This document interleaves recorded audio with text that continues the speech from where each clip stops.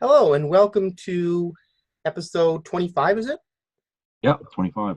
25. And I'm sorry, we didn't get the new presentation we wanted for this, but I'm not going to put an episode to that anymore. But the point is, for episode 25, we're doing an idea that Jeff had, and I've been looking so forward to this since we started Trek Prime. And it's an overview of, this is a bit of a stretch, but it's very, very close, if not my favorite of the Star Trek movies, period. And that's Star Trek 4, The Voyage Home. And Jeff, you've been talking about this for quite a while, haven't you? Yeah, I mean, it's, other movies, I think we were both probably eager to get to that one because there's a lot to say about it. Right. And, with me, there was just, of all the Star Trek films, this one had, I wouldn't even call it hype, it just had this aura. There was so much going on with it. Yeah. It was kind of like the first, Star Trek 3 came out, and 2 actually in my lifetime, but I was practically in the crib when they came out. So with Star Trek 6, it was like I was old, 4. I'm sorry, I'm getting 2 movies ahead of myself here. I was old enough to perceive it. But I want to start out by saying one thing about the movie. I did not get to see it in the theater. I was supposed to. But there was a little concern about some of the language. I was quite ready for it. So the whole thing was that I would wait for the VHS to come out when my parents could watch it with me, and I'd go with my grandfather while they went to the theater to see An American Tail twice, which I didn't mind, but that could have been my first Star Trek movie in the theater, but they felt I wasn't quite ready yet. Yeah. So I waited until the VHS came out, and that's when this arrived. Now, with the VCR we had at the time, this VHS tape was a little too thick for it. But, it's interesting. If you look at that Bird of Prey, it's not 100% correct. But this is the way I remember seeing it a lot. And it had a commercial for TNG in the beginning, like an ad. Yeah. And we were just talking about how they were talking about TNG. But, I want to do a Trek Prime about Star Trek trailers in the future. That might be a fun thing to do. They're their own little world. But there was some fun things we can talk about maybe a little later on. But, okay, I guess it's your turn. You were mentioning this, and I want to kind of address this situation about the way Star Trek 4 was first presented to you, which was this. Yep. This movie poster. You were just talking to me about some inconsistencies with this. Yeah, I mean, the Bird of Prey, for one thing. Obviously, it's like... Crashing into the bridge, into the Golden Gate Bridge. I mean, it looks like it's all entangled inside the bridge. I mean, it's all... Yeah, either crashing or it's entangled. There's something going on we didn't see in this movie. So yeah, I mean, God, if it was that close, it would have clipped the wings right off, going into the water. And it, like I said, they don't quite look, the Spock and Kirk. Now that I think about it, Kirk looks more like a younger Desi Arnaz than William Shatner. I know. He just doesn't quite look anything like Shatner. And Nimoy looks like some other actor with painted-on features. It's an odd. And they're surrounded by this bizarre thing. It's like looks like a kind of a dino scanner from Star Trek 2. It's just an unusual poster that doesn't really make much logical sense when you think about it. Yeah. But anyway, that's just how he presented it. So anyway, aside from presentation, what memories do you have of seeing the movie? Because you were a little older, so. Oh, well, when I saw the movie, it was the second time that my father came along to watch it, and first time was, we went to see Star Trek 2. The second we went to see at opening night, and when we went opening night, the theater was full of Star Trek fans all dressed in uniform, and he was already getting mad because he didn't want to be in the theater with what he thought was a bunch of clowns in there, dressed up like Star Trek people. But my mother cajoled him to sit down there and watch, so he did. And we was watching it, and I could see he wasn't really interested in the plot and all that. It was silly and everything. And he, towards the end there, when they showed the new Enterprise coming in, and everybody in the theater rose to their feet and cheered. When they saw the new ship, he just got up and walked out of the theater. Went out the oh, really? They rose and cheered? Yeah, they all just got right up. You hit this like he was watching a baseball game when they saw the new Enterprise come out. No. They all went. I'm hell out of here. My first Star Trek movie, I never saw the wave or anything. I never saw anything like this communal thing. I never saw that happen. Yeah, I guess maybe Star Trek 4. I don't know. Maybe by the next movie, which maybe that was it. Because it was that movie that it was. But I went to see 6, and that was the end of that. But nobody got up and were there was no teary eyed anything. Maybe it was just different because I didn't go opening night. You Maybe have to go on opening night. I think that's the key. because with all the Star Trek people went. Yeah, because they're going to be the ones they're eager to watch it, and they're going to be the most emotional when they see it. And that's what happened that night. We went the opening night, and like I said, the Star Trek Club was there, and a lot of their members were already in the theater ready to watch it, and it was Trekkies only, and my father just didn't fit into that crowd. I mean, he was so mad when the way that ended, because he wanted that to be the last movie, so that way I would stop watching Star Trek. He figured that was going to be the end of it. No, sir. No. There's another Enterprise coming out, and he just got up and walked right out of the theater, went out in the car, and waited for me to get out there. So I laughed. I mean, he just. I ain't never going to another one of these movies ever again. It's like, that was the last season. Oh, God. That was just one of those things, Well, anyway. You remember.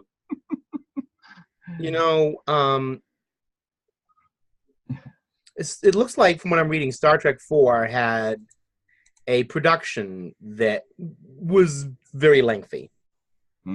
And, well, originally, William Shatner didn't even want to come back and do the movie. They offered him $2 million, and then he changed his mind. But I think he was just shaking down Paramount.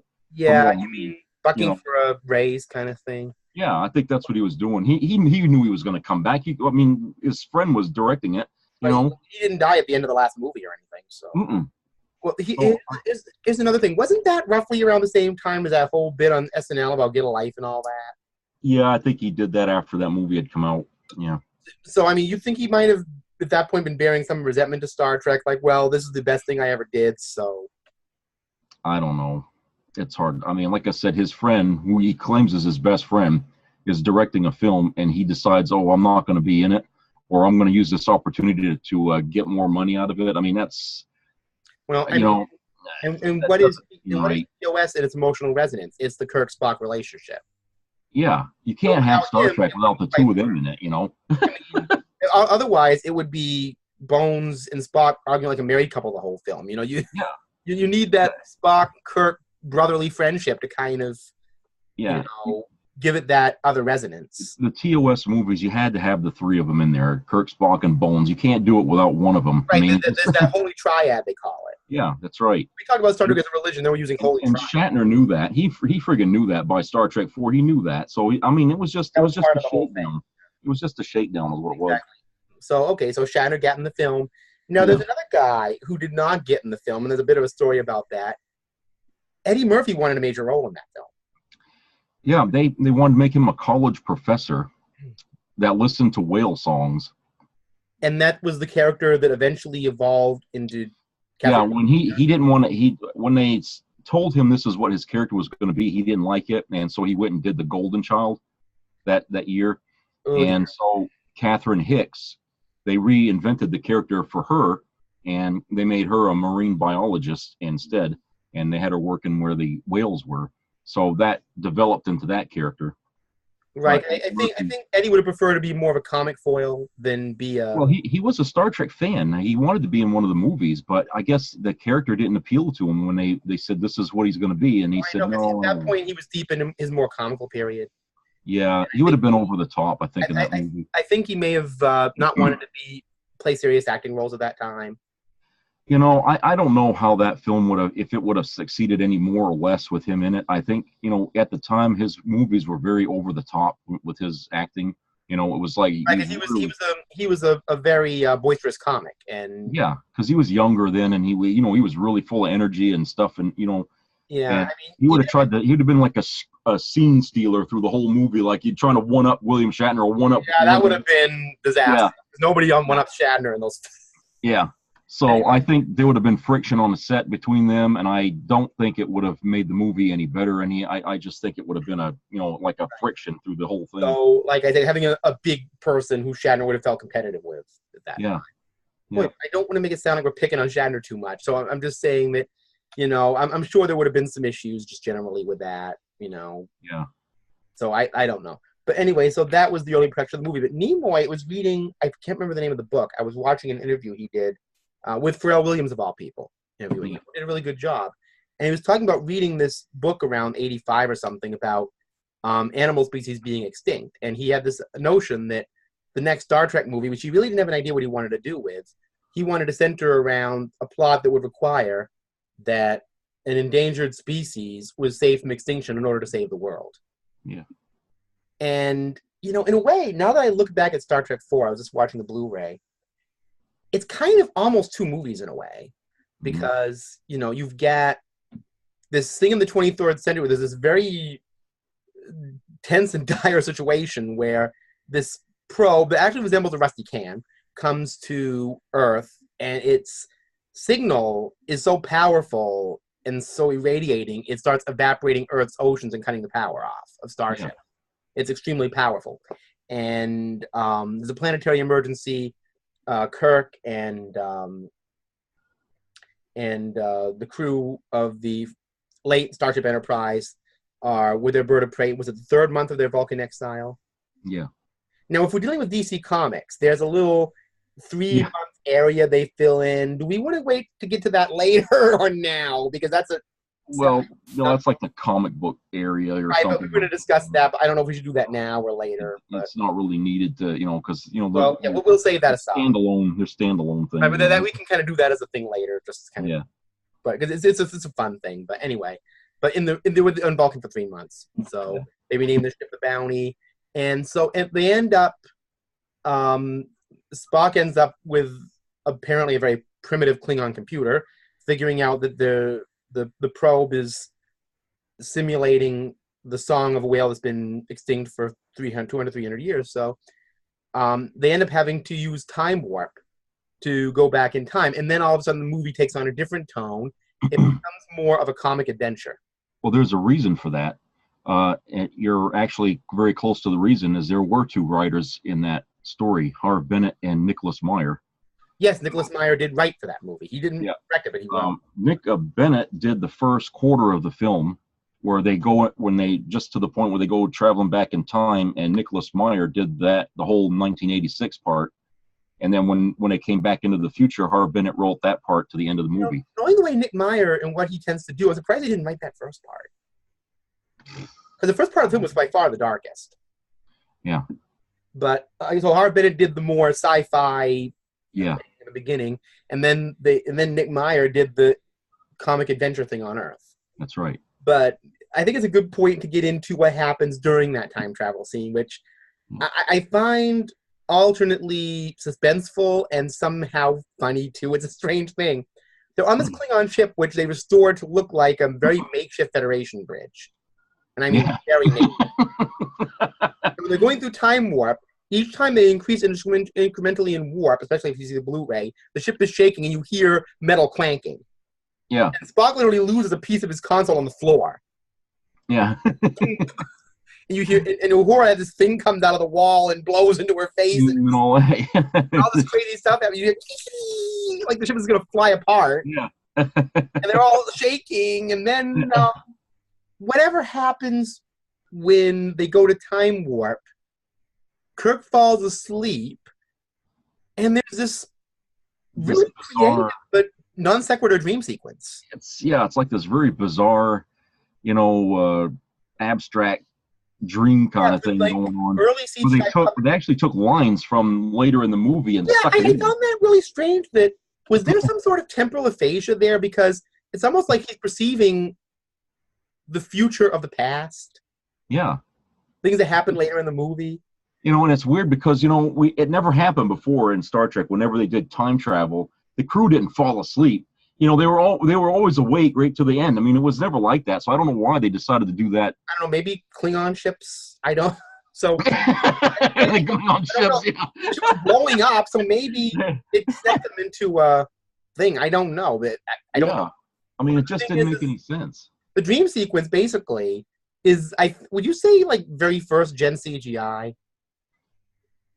They're white blobs that turn into these plaster Paris cast of the crew that just kind of fly it's like the heads are just morphing into one another. And they're reciting lines we haven't heard in the movie yet.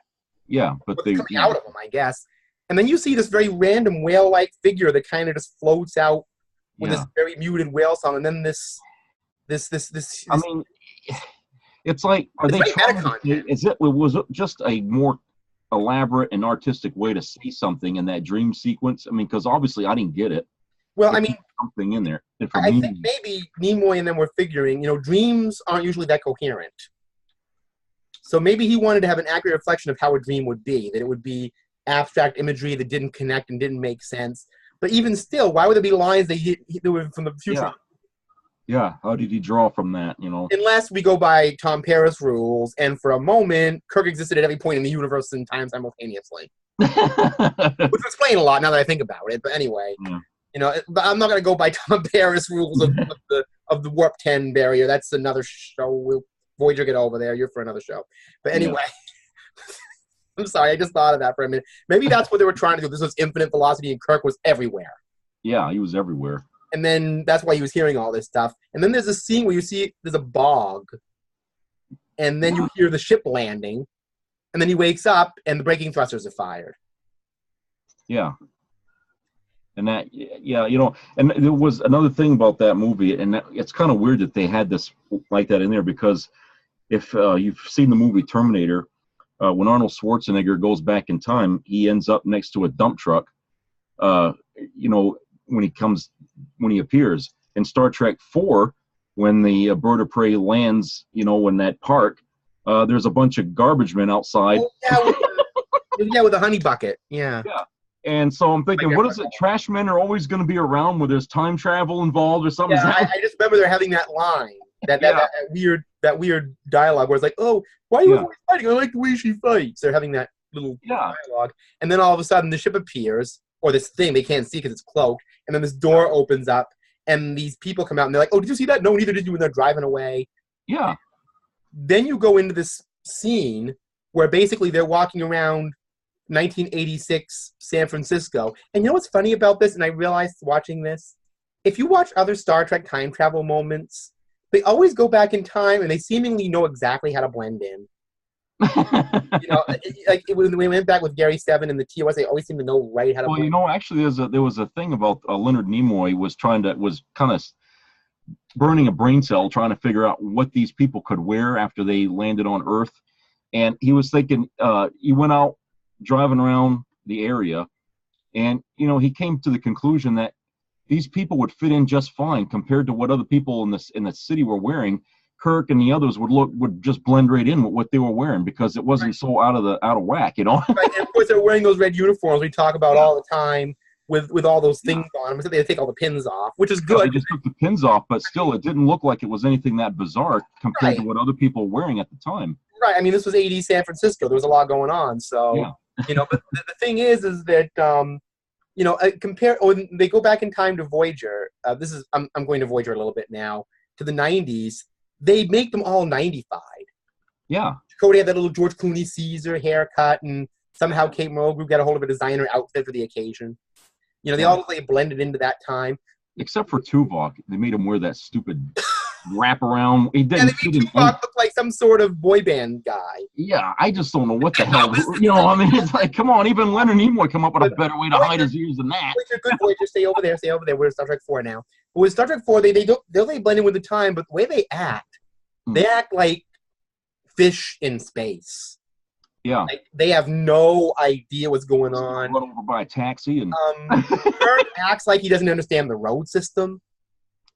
Probably because they don't have cars. Everything is hover ships. I don't know. Maybe the road system in San Francisco is different in that time. Because he doesn't know where anything is. They obviously don't have an Alameda in the future because they can't find it. Which leads into a funny scene we'll get into in a minute. But they're all kind of looking around like, well, because when they first see San Francisco from the top, both of it doesn't look all that different. Yeah. When they get down there, they're like, where are we? What is this place? It's almost like the configuration of the street's all different. Yeah. So they're totally, they're not like Gary Sivan where they're walking around, oh yeah, we know what's going on. They're like, where are we? They're totally off kilter. And then, I'm assuming that Gary Sivan thing was in San Francisco too, right? Or was that Florida? Yeah, Florida, I think. We were in Missile Bay somewhere. Because that's where the Cape Canaveral was, right? So. Right. So yeah, but San Francisco, they act like they didn't recognize the layout of the place, or where anything was, and of course, I wanted to bring this up because we did something about the New World economy, there were references distinctly to money in TOS. But then there's this line where you see somebody buy a newspaper on the street and they're still using money. Mm. So this was like the point where all of a sudden we established they didn't have money in the 23rd century. Yeah. Where there were lines in TOS that, Starfleet invested a lot of money in this mission, or you've earned your pay for the week, or whatever it was. And now all of a sudden they don't use money anymore. Yeah. And they get up a lot during the movie. And he's trying to, when he gets them the money, he's selling these glasses that broke in Star Trek 2, and he doesn't know what $100 is. So, like I said, obviously there's this conundrum about where money was, whatever. It was a weird thing, so. Yeah. Unless that stuff in TOS was a figure of speech and didn't mean anything, I don't know. That was kind of odd. But, I always wondered why they couldn't have just replicated money on the Bird of Prey if they couldn't just, come out with. I don't know if the Bird of Prey had a replicator. Everything was falling apart on that ship. Well, I don't know. I mean, it would have been an easy way Scotty to said there were solve that Klingon problem. food packs on there. Yeah. I mean, I'm just thinking of Scotty observing slightly rancid gach, He described it as giving him a sour stomach, so I imagine it was probably rancid food in there. Yeah. I mean, Vulcan is kind of hot and whatever. I don't know how Klingons keep their food packs at that time or whatever. And, one thing about Star Trek 4 that I wanted to mention, a friend of mine was mentioning this, the Whale Institute that they go to, it's not actually in Sausalito. That is a real cetacean institute, but it's in Monterey. Yep, Monterey, yep. Because my parents went out to visit a friend of theirs, and he said, because he said, nope, I can show you right where that is. And they went right past it. They said, yep, that's where they filmed that. But they made it Sausalito. Yeah. I don't know why they didn't go to Monterey. Maybe because it's closer to Frisco. Yeah, it doesn't have a whale tank either. It's just, there's like a little cove and it has rocks in it. And that was they superimpose some kind of image over that to make that it place is actually there. But it's in Monterey. It's not in Sausalito. Yeah. But I just found that interesting. Maybe because Monterey was farther away, so they figured it would be much easier to get to Sausalito and San Francisco by bus. So they changed the location. Yeah. So anyway, so they go there, and that's when the allegory of the story comes in, because I seem to remember right around 86, we started to have the Save the Whales initiative. Mm-hmm. And that's where, Catherine Hicks comes in. And she's this cetacean biologist named Gillian Taylor, and she's explaining to them about whales being hunted to the brink of extinction. And she comes off pretty much as a tour guide at first, and then all of a sudden turns hardcore Save the Whales activist. Goes right into that, and goes to my favorite line of him, which really isn't comical, but it's interesting, where Spock was saying to hunt a species to extinction isn't logical, and Catherine Hicks there looks at her and says, "Who says the human race is logical?" I can't tell you how many times I've actually said that. It's true. But then of course she takes him down to see an underwater whale tank. And on Blu-ray you can see that it's a green screen because she stands in front of it. Yeah. And she's speculating on the whale song until one woman notices that Spock is swimming around with the whales. Yeah. And of course he's trying to mind meld with them. And that brings me to another thing about this movie. Spock is almost like a regenerated character in this movie.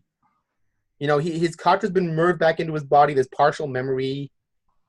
Yeah. And there was one thing I wanted to mention. But he's even more a fish out of water than the rest of the. Right, because he's a fish out of water in the 23rd century. Yeah, he was a fish out of water when he was put back into his body. He didn't know how to be Spock anymore. It's like he was trying to learn how to be Spock. And there was a beginning, and I realized how messed up it was. Using these multiple Vulcan computers that are talking. Who was that guy who used to do FedEx ads in the 80s? What was his name, that fast talker? Oh, God, you have had so many spokesmen for, I mean, I can't remember who the hell they were. I want to look that guy's name because I want to remember it.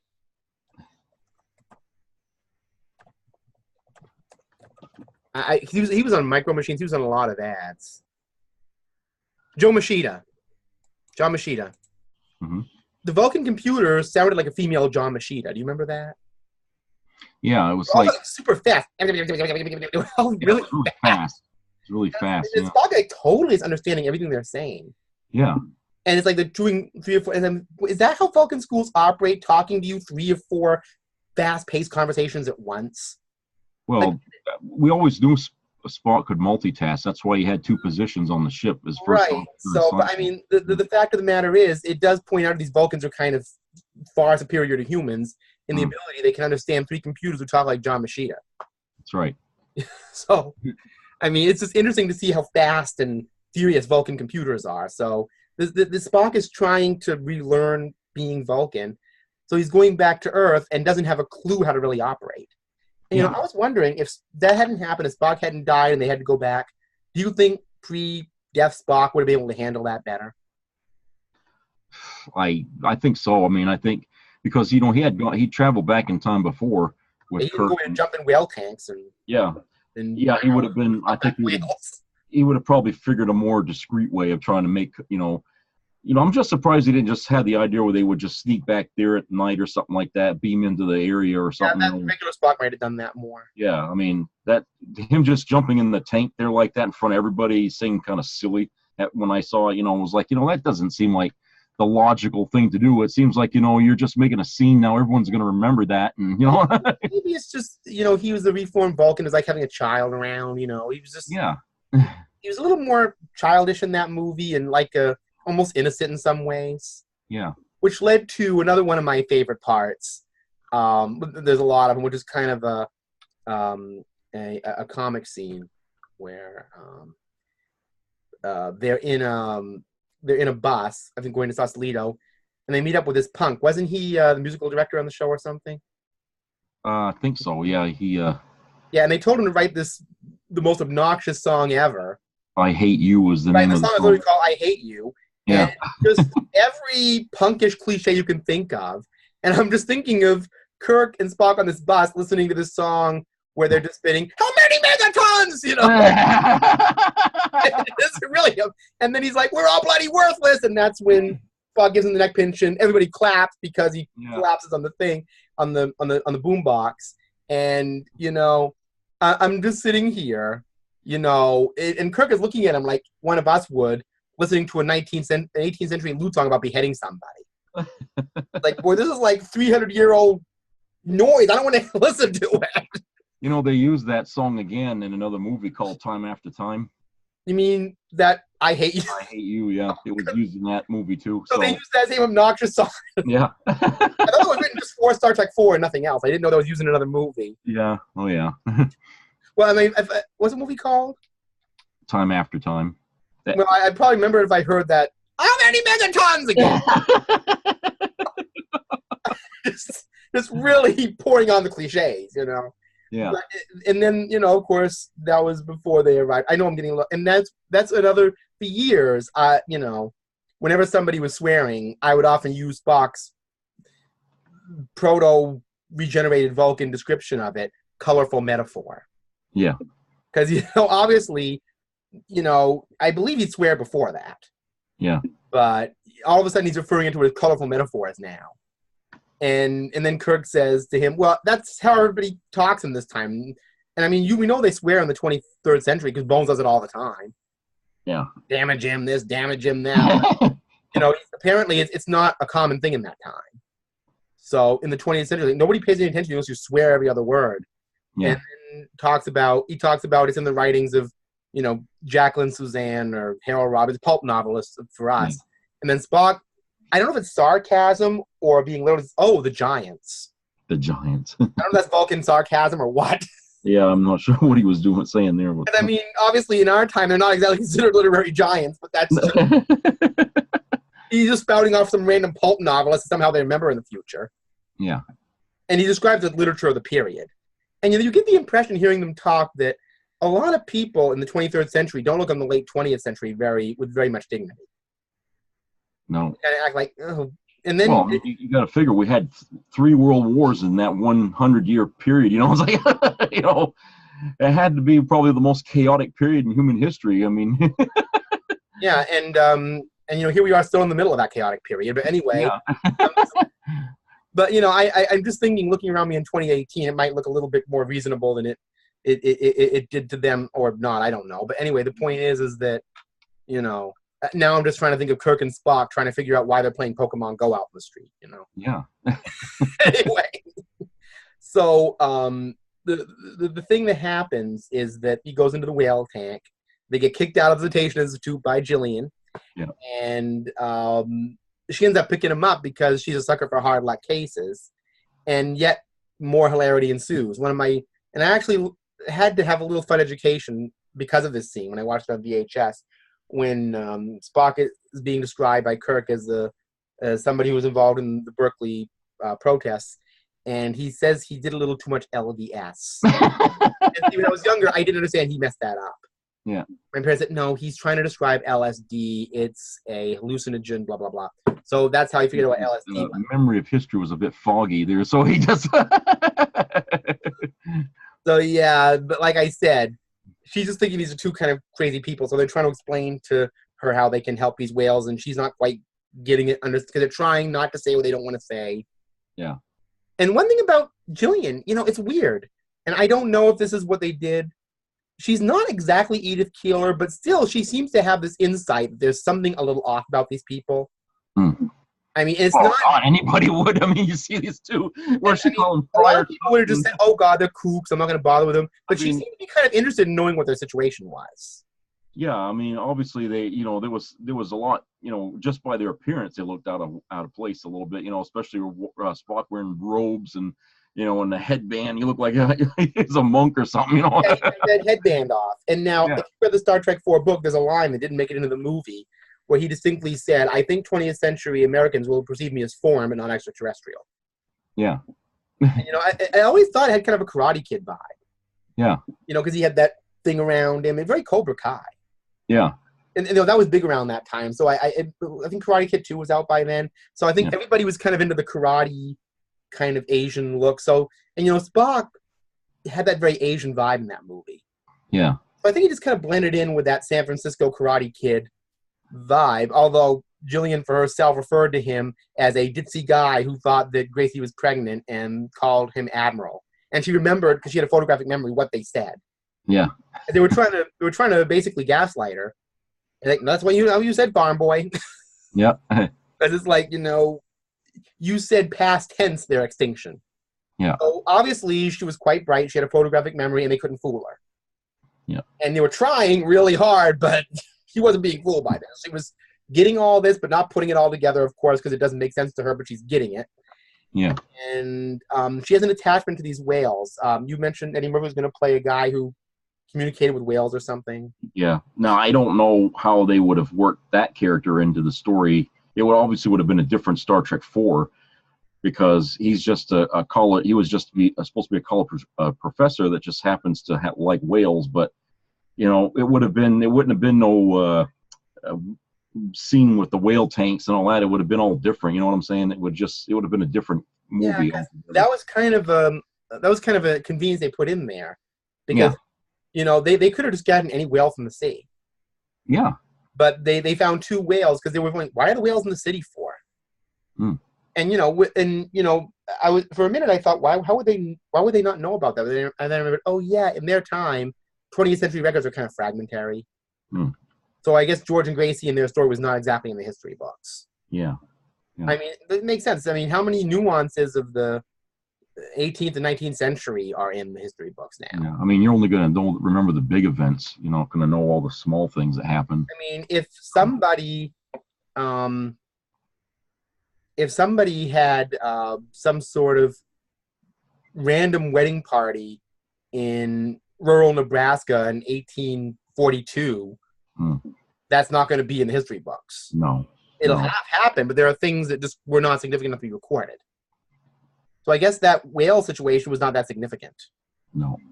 So I don't know, because the only thing they would probably be like a footnote that the whales went extinct in that period, but everything, the details around it wouldn't have been known. Because like I said, there are certain things. Now I always wondered about history recording in Star Trek, if the age of the internet made history recording a little more accurate. Because they seem to know things pretty well around 2000, the Nomad probe and all that. But in the there seems to be a gap. Well, yeah, I mean, I guess when you start, you get closer to the technological revolution in the 20th century, and people started recording information on, computer chips and stuff like that. I mean, I guess digitalizing everything made things last longer, but I don't know. I mean, even today, I mean, when we try to go back thousands of years in human history, we're going to get fragments, maybe some facts, maybe some theories, maybe, it just, we don't get everything.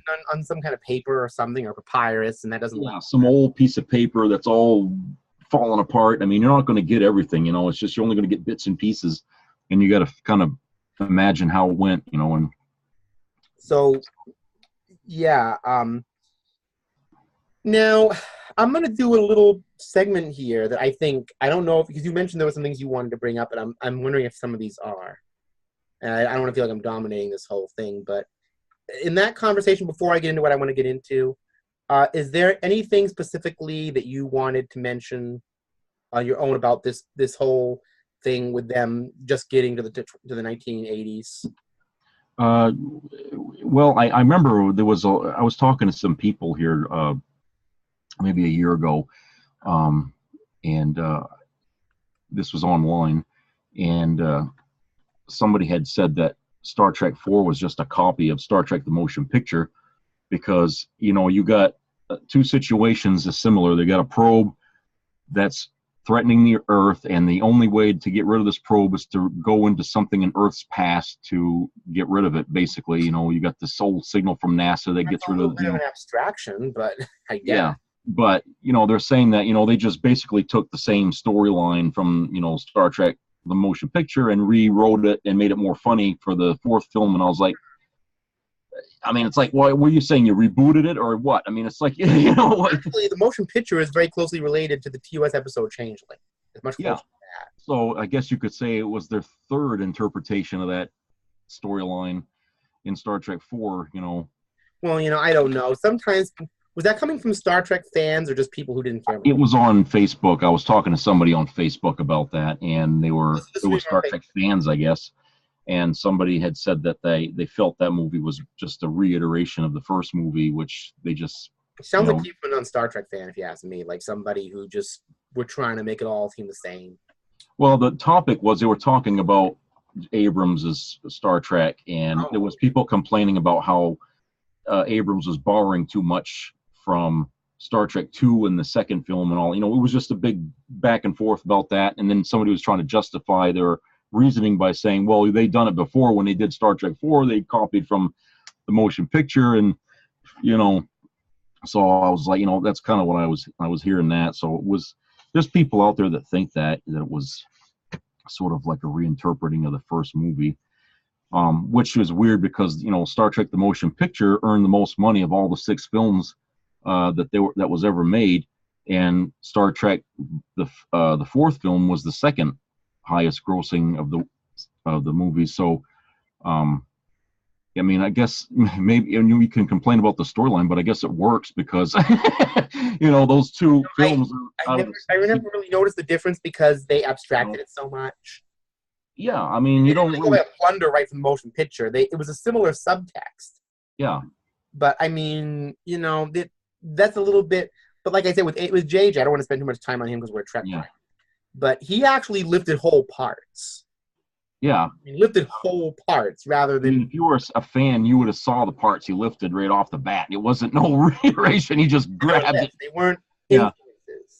Yeah. Where I would say that they used some tropes in the old Star Trek, even in TOS, but they weren't lifting straight out of it. Yeah. Even with the Changeling and the motion picture, there was still some differences. Yeah. So like I said, it was... I don't know. I know originally they wanted to have a different Enterprise A. They wanted to make a whole new ship for the Enterprise A. Yes, that's what. Remember, I was showing you some things a couple weeks ago about the possible alternate Enterprise A that wasn't a. Yeah, they were really going to do that, but then they said, well, budget-wise, it wouldn't have been smart because Paramount was pushing them to keep it under budget, keep the money down, and so what they did is they had to go back and get the models, the Enterprise model, and they actually had to fix it because they actually blew out sections of it in Star Trek 3. And so they had to go into the model and they had to rebuild it practically and paint it and everything, and then they just put the A on it. So I'm kind of like interested in what they would have done for an Enterprise A. I mean, because obviously at the end, everybody wanted that the way it was. I mean, I don't think anybody would have been as happy to see an Enterprise A that didn't look like the Enterprise we saw in the previous movies. So when they saw it, I mean, like I said, everybody in the theater rose to their feet and cheered. So I mean, if it would have been like an Enterprise A that was like maybe like looked like the Excelsior, I mean, or something like that, I don't think the fans, I mean, they would have been happy. Might have been an applause, but I don't think it would have been like, oh, So. Well, they could have had the batter prize. Oh man.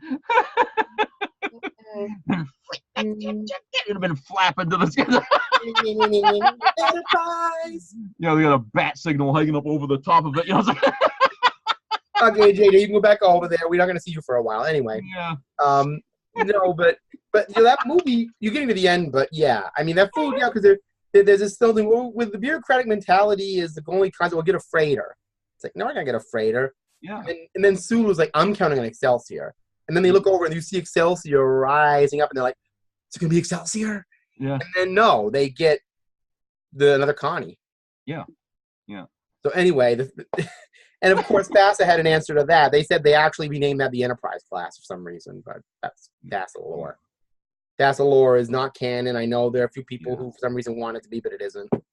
It's very, very loose and abstracted canon. I mean, sometimes it makes it clearer to people when they're talking about ships, which one they're talking about if they use the designation that they used in FASA, but that's just that, Well, I mean, they call the Miranda class ships Reliant class because that was what the ship was in the whatever. Because that's the only one we saw until 4 when they had the Saratoga, which, by the way, is not the same Saratoga we see in Deep Space Nine, which a lot of fans will argue up and down with me. It's not, because the one in Deep Space Nine didn't have a grill on top, did it? Well, it had been 80 friggin' years old. Well, it couldn't have been that same Saratoga. But didn't that Saratoga in Deep Space Nine not have a weapons grill over it? No, it had these 2 things on the side that looked like little...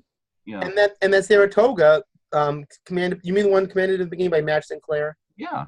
Yeah. And the guy that looked like the Starfleet president in Star Trek 6. Yeah. That was a Reliant reuse. They had that thing on the top. Yeah. I mean, it was not the same Saratoga. It was a predecessor of the one we see in Deep Space Nine. But I talked to this, and everybody will argue with me up and down that it was the same ship. And I'm thinking, well, look, how many years have gone by? The vessels back then didn't last 80 years. They were going to decommission the Enterprise for just being 20 years old, for God's sake. I mean, 80 years. So that Saratoga, I don't even know if that was a new ship at that time. I don't. Just another ship with the name Saratoga. I mean, how many times do they use the name Lexington or a Constellation or something like that? I mean, the ships come out all the time, and I mean, if they use Lexington in Next Generation, are we going to assume it's a TOS era Connie? Yeah. I mean, well, I mean, yeah, they had Excelsior class ships, which is a little weird that they still had them, but they could have been retcons. Yeah. I mean, I don't know if they were like per se an Excelsior class that was like 80 years old and they just been. Yeah, I mean, God Almighty, give it a rest. I mean, it's not the same ship. Class ships, to be honest with you. I wonder if they last 1,000 years. So they use them and use them and use them and use them and use them. Like over the class ships go on for friggin' I could see the Excelsior class still being around because they're a little more powerfully built. But they would have been like at the point where they'd be decommissioning those things after a while, because the Ambassador class should have been the one we see more of. Right, but I just figured, why do they have anything TOS era movie in the Next Generation? But, again, our good friend budget. Yeah. And the Ambassador class. Yeah, you would think the Ambassador would be the old ship at that time. I think if they'd have had CGI back then, they could have made a whole bunch of new ships that we never saw before. Don't give anybody any ideas. I don't want a George Lucas thing happening here. Let's just pretend that didn't happen and put something else in there. Yeah. But, but Excelsior, I could get away with more than I could the old Connies. You didn't see Connies flying around in TNG, so. But anyway, the point is that, yeah, you're right. That's not the Saratoga. I never figured it was. Because they're not even the same looking kind of ship. One is a different kind of Miranda class. The other is. Well, from what I understand about the Miranda classes, that's an optional feature they can put on these ships, is that torpedo launcher. They can either have it or not have it on there, depending on what their mission is. I mean, that's what I don't know. I read this in a FASA book, so I mean, I know that's not canon. FASA again, so yeah, I know that's not canon, but it seemed to make sense to me because it's supposed to be a light cruiser, right? And yet this thing is armed with mega phaser cannons. Now, if it's got mega phaser cannons and a forward and aft torpedo launcher, that's already overly more armed than the Enterprise, because the Enterprise didn't even have aft torpedo launchers on it, and it didn't have mega phaser cannons, just had a standard array of phasers. But they turned the Reliant into this big battleship, and it's designated as a light cruiser. And I'm like, okay, that doesn't make sense. But that's, Star Trek all over again, doing stuff that don't make sense, But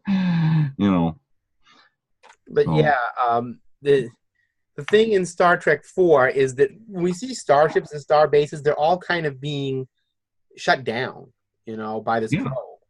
So we're seeing something mega powerful, because Starfleet stuff, we're dealing with a universe where an old Constitution class ship, I don't know what Mark 1 or Mark 2 it is, can do the equivalence of 90 torpedoes and more. And then these star bases, what could come along to make these things totally just go out? What is this probe doing? What equivalent of energy is that thing putting out? Because it's deactivating all the Starfleet power systems. Yeah. And apparently it doesn't have to be that close. I mean, You gotta wonder, though, would the TOS of Connie have been susceptible to that? Because that ship seemed to be able to take a lot of beating. Well, in this case, it's really not firepower so much as it is some sort of a signal that's so Like powerful in itself that it just disrupts all the systems. TOS Connie, they seem to be able to take, they seem to be able to take 90 torpedoes, yet that Spock at one point said that a nuclear missile would disrupt their system without being able to repair it. Yeah. So I don't know what that ship was capable of, or what it wasn't, or what torpedo yield was, but I'm just thinking those seem very powerful in their time. But then again, they were, I don't know. I mean, that probe must have been pretty powerful to shut down Starfleet. Yeah, I mean, not only and to do what it did to the planet. I mean, it was evaporating the oceans. Yeah, and that brings up another thing. Why in blazes in Starfleet headquarters were they still using glass?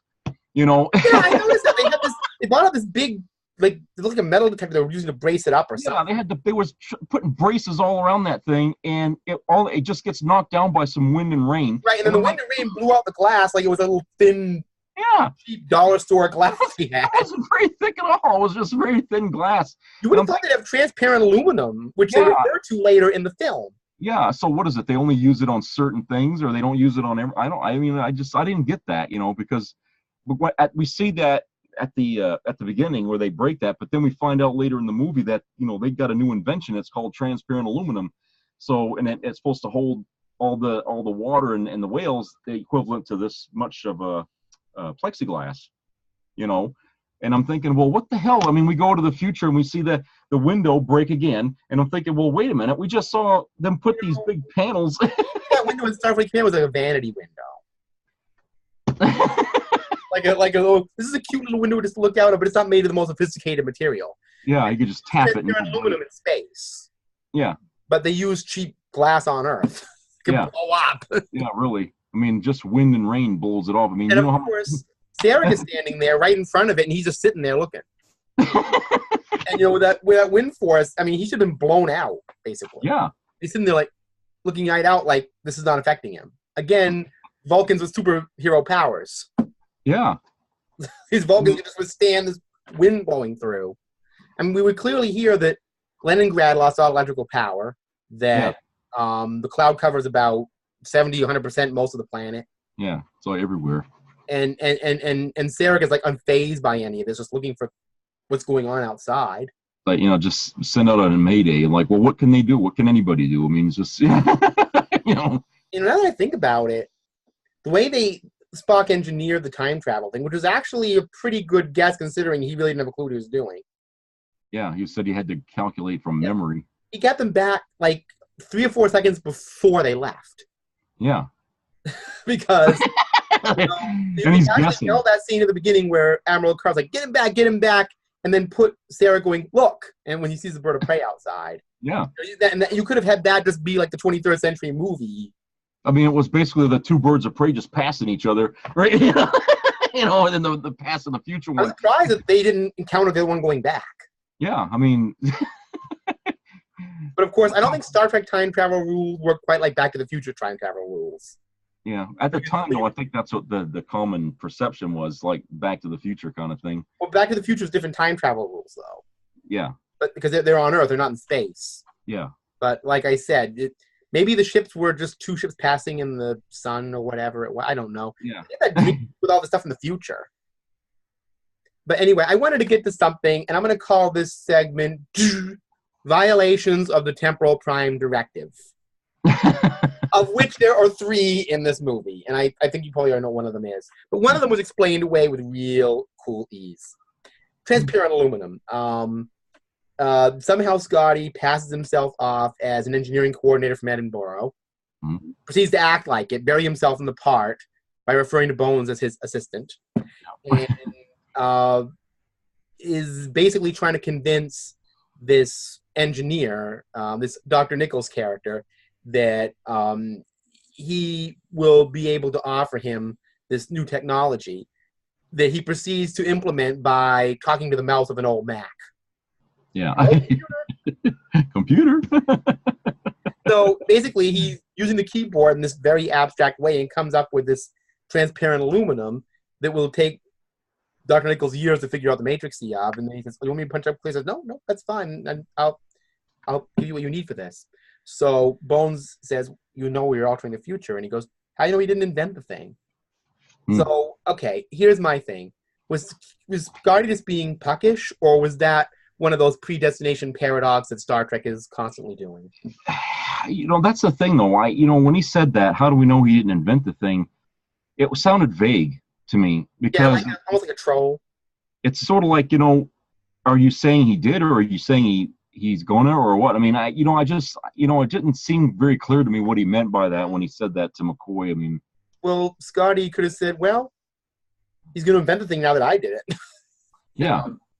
So, but that would have implied an alteration of the future. But maybe he was trying to imply that I went to this guy because I knew he was the guy who invented it, and I have this idea that maybe we were responsible for it. Hence the destination paradox. Yeah, yeah. And there's another one that totally slipped by me until I saw it this time. Of course, there were 3 sets of people going out for different missions. Kirk and Spock were trying to get the whales. Scotty and Bones were trying to secure the whale tank, while Uhura and Chekhov were trying to deal with a problem with the dilithium crystal. And apparently Klingon dilithium crystals are so terrible they decrystallize when you go around the sun. Yeah. I don't know if Federation ones are there, but apparently Klingon crystals are bad. So you can't take the power. When you saw the engineering section, the Klingon engineering section looked really flimsy. Yeah, it looks very, very simple too. There's like a little crystal on a little box on a stand, and it looked rusty, like everything Klingon in that. There's not much to it.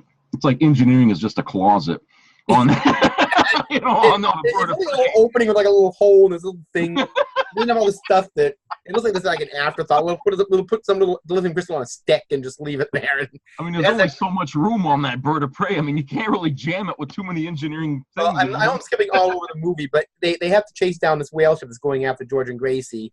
And the whale ship, what, it can't be more than 100 feet or so. About, yeah. And the Klingon ship is not much bigger than that. Wingspan-wise, it's bigger, but the actual ship is not that much bigger. So, no, it's not a big ship. But the front of that ship's about the size of the whaling ship. They made it look big in the film. It looked huge, but maybe because it plus in that scene they didn't have a shadow overcasting the. When you look at the whaling ship in comparison to the Klingon ship, it's only about the size of that front part. Yeah. And you said that front part is where people are. That's right.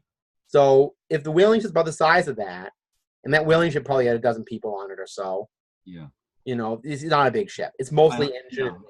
I mean, it just seemed like in the film it looked like it was a bit larger than it should be, because after when we saw in Star Trek 3, when the ship was on Vulcan and the crew was coming out the back and off down the ramp, I mean, from that I just gathered the ship was a little bit smaller. Well, it's wide. The wingspan is very wide. The back is very big, but the actual crew area is not big. Yeah. I don't think that ship has anything like crew quarters in it. I don't know if it does. It doesn't look like it would. It's really small. Yeah. I just get the impression they're on the bridge most of the time on that ship. Yeah. So, I mean, well, the way Klingons sleep, I mean, they sleep on shelves basically. I mean, it's like they don't really need rooms. Yeah. So I mean, I'm sure they were sleeping in that way. I don't know where they were sleeping, but yeah. anyway, the point is, but they were doing a lot of stuff. So, but anyway, the thing about the getting the energy from the Enterprise. Yeah, they were getting the energy for the Enterprise, and the transporter isn't working for the same reason. Uhura beams up. Chekhov gets caught. Of course, I don't know how aware he was of the Cold War, because that leads to a scene that's hilarious and topical. He and Uhura are in the middle of San Francisco asking about nuclear vessels. And I think of that in the concept, and they're asking a cop. Yeah. And I'm thinking, okay, there is this African-American woman in a uniform with a Russian guy who looks like he might be an agent. Yeah. Asking a cop where nuclear vessels are. And, you know, again, way out of water, not aware of the political climate of the time. Yeah. He's looking at him like, okay, so when are we going to get the FBI in on you? Yeah. You know, the whole setup is just all wrong. So, and then some random woman actually ends up answering that question. And like, where's Alameda? Which you mentioned. Does Alameda exist in that time period? Yeah. Yeah. I mean, because obviously there isn't an Alameda in the future because they don't know where it is in the past. Unless they never been to San Francisco. Well, they had to have been because the Academy's in San Francisco. Yeah, everything is in San Unless Francisco. Alameda is where the Academy is in the future. Maybe the shipyard. Over the course of hundreds of years, I mean, things have come Maybe and gone. Alameda is Starfleet shipyards at that time. Yeah. Yeah. Who knows? I mean, Janeway in Voyager, there comes Voyager again. She said that the seaside of LA was a coral reef in her time. Yeah.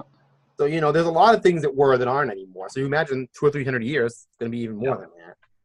So yeah, that was. I'm thinking maybe they had the big one at some time, you know, and maybe it changed these. Well, that Janeway's remark could go in with that too. Might have changed the layout, but or maybe the Xindi did more damage on Earth than we thought in the 22nd century. Who knows? Yeah, who knows? But anyway, so Chekhov gets captured. He gets grilled because they're calling him a Rusky because it's the Cold War and everything.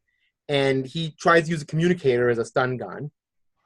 And then he throws a communicator to his interrogator and walks away. Well, actually, I think it was a phaser. Klingon. I thought it was a communicator because it didn't work. Well, yeah, it didn't because of the radiation. He said, you know, or something. He goes, oh, it must be the radiation, and he throws it at the guy. But it was actually a Klingon phaser. It was right. Yeah. So he threw the Klingon phaser to him and just walked away. So there's temporal violation still number 2. Yeah, you left the piece of equipment behind. Equipment. Yeah.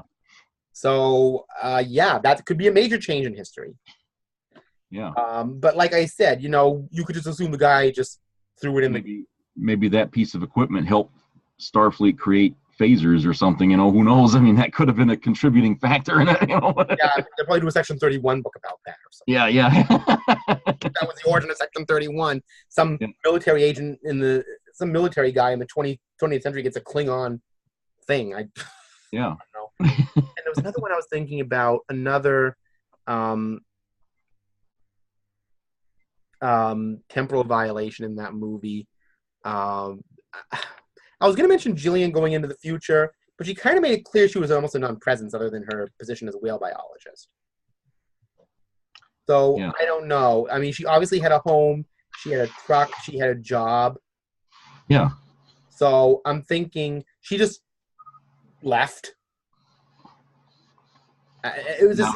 Yeah, I mean, just kind of. She go off and tie up fairs or something before she did. Yeah, I mean, he just disappeared. I mean, she obviously had some sort of life on Earth, even though she had nobody there. She just kind of walks out of it.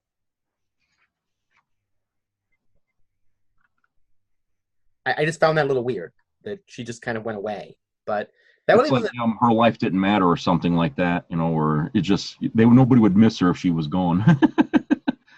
You know, I don't know, but like I said, there's almost a story about her that we didn't hear because obviously she felt that her life was pretty crap there enough where she wanted to go into the future with them, unless she was really obsessed about the whales. Yeah, I don't know because, you know, when she got on the bird of prey, she seemed almost more comfortable. Yeah, not certain, of course, but she seemed like she was more in her domain. Of course, when I used to, you remember the old Star Trek audiobooks? Yeah. I had the Star Trek 4 one narrated by George Takei, and, you know, the book gave a voice to what she was seeing. Mm-hmm. And it painted it in the most Gene Roddenberry picturesque way, where Jillian was fascinated by all these aliens and multicultural people on a ship working for a common cause, and how that fascinated and excited her. Yeah. And I just find that they painted it in such this grandiose picture, where in the movie she's all comfortable with it. It's like, okay, this is all right. Yeah. I don't know what anything is going on, but it's okay. I'm just gonna go with the flow of it. But in the book, there's so much more sense of fascination about what's going on around her and seeing everything, like it's her own domain. Whereas you would think that maybe it's just she's very bright, and that's why it doesn't seem crazy to her. Well, originally, I think Nicholas Meyer kind of argued a little bit with Leonard Nimoy and Harve Bennett. He actually wanted Jillian to stay in the back in '86. Because he felt that bringing her into the future would have been sort of like saying, well, we can't deal with our problems now, so why don't we just wait till we get into the future, and then we can travel back in time and get it, or take care of it. He wanted to send a message in through the movie that if we tell Jillian what's going to happen, she could probably take steps to prevent it, and then when we go in the future, then there'll be all kinds of whales. That's how he wanted to deal with it. Wouldn't that alter the timeline severely? That's what he wanted to do, but they said no. They didn't think the idea was a Keeler situation. Yeah. They go back to a planet where Starfleet is run by dolphins. Yeah. I'm just saying that. I mean, that's even in any time travel rule. Well, I mean, Back to the Future is another movie, but I always found it interesting where he came back to the 80s, everything around him was changed, but they didn't think it was being weird. So obviously Marty hadn't changed. I mean, I think Leonard put that line in there where Spock's saying, I mean, if we take these whales, aren't we just as guilty as those who, caused their extinction? And basically I think that was probably all that was left out of Nicholas Meyer's, original idea of having, stay behind. Yeah, having her, Jillian, stay on Earth and protecting the whales, so that way there would be whales by the time they got back home. So, alternate timeline, yes, it would have changed it. Well, yeah, but like I said, here's the thing. If they took her whales back, at least it'd be assured to have whales in the future. Yeah. Rather than just leave a person back in time and hope they make a difference. Yeah, but it's that positive message thing that they want to send through Star Trek, that, we can change the future, in the present. We don't have to wait till the future to go back and correct our mistakes. That's what he was trying to say.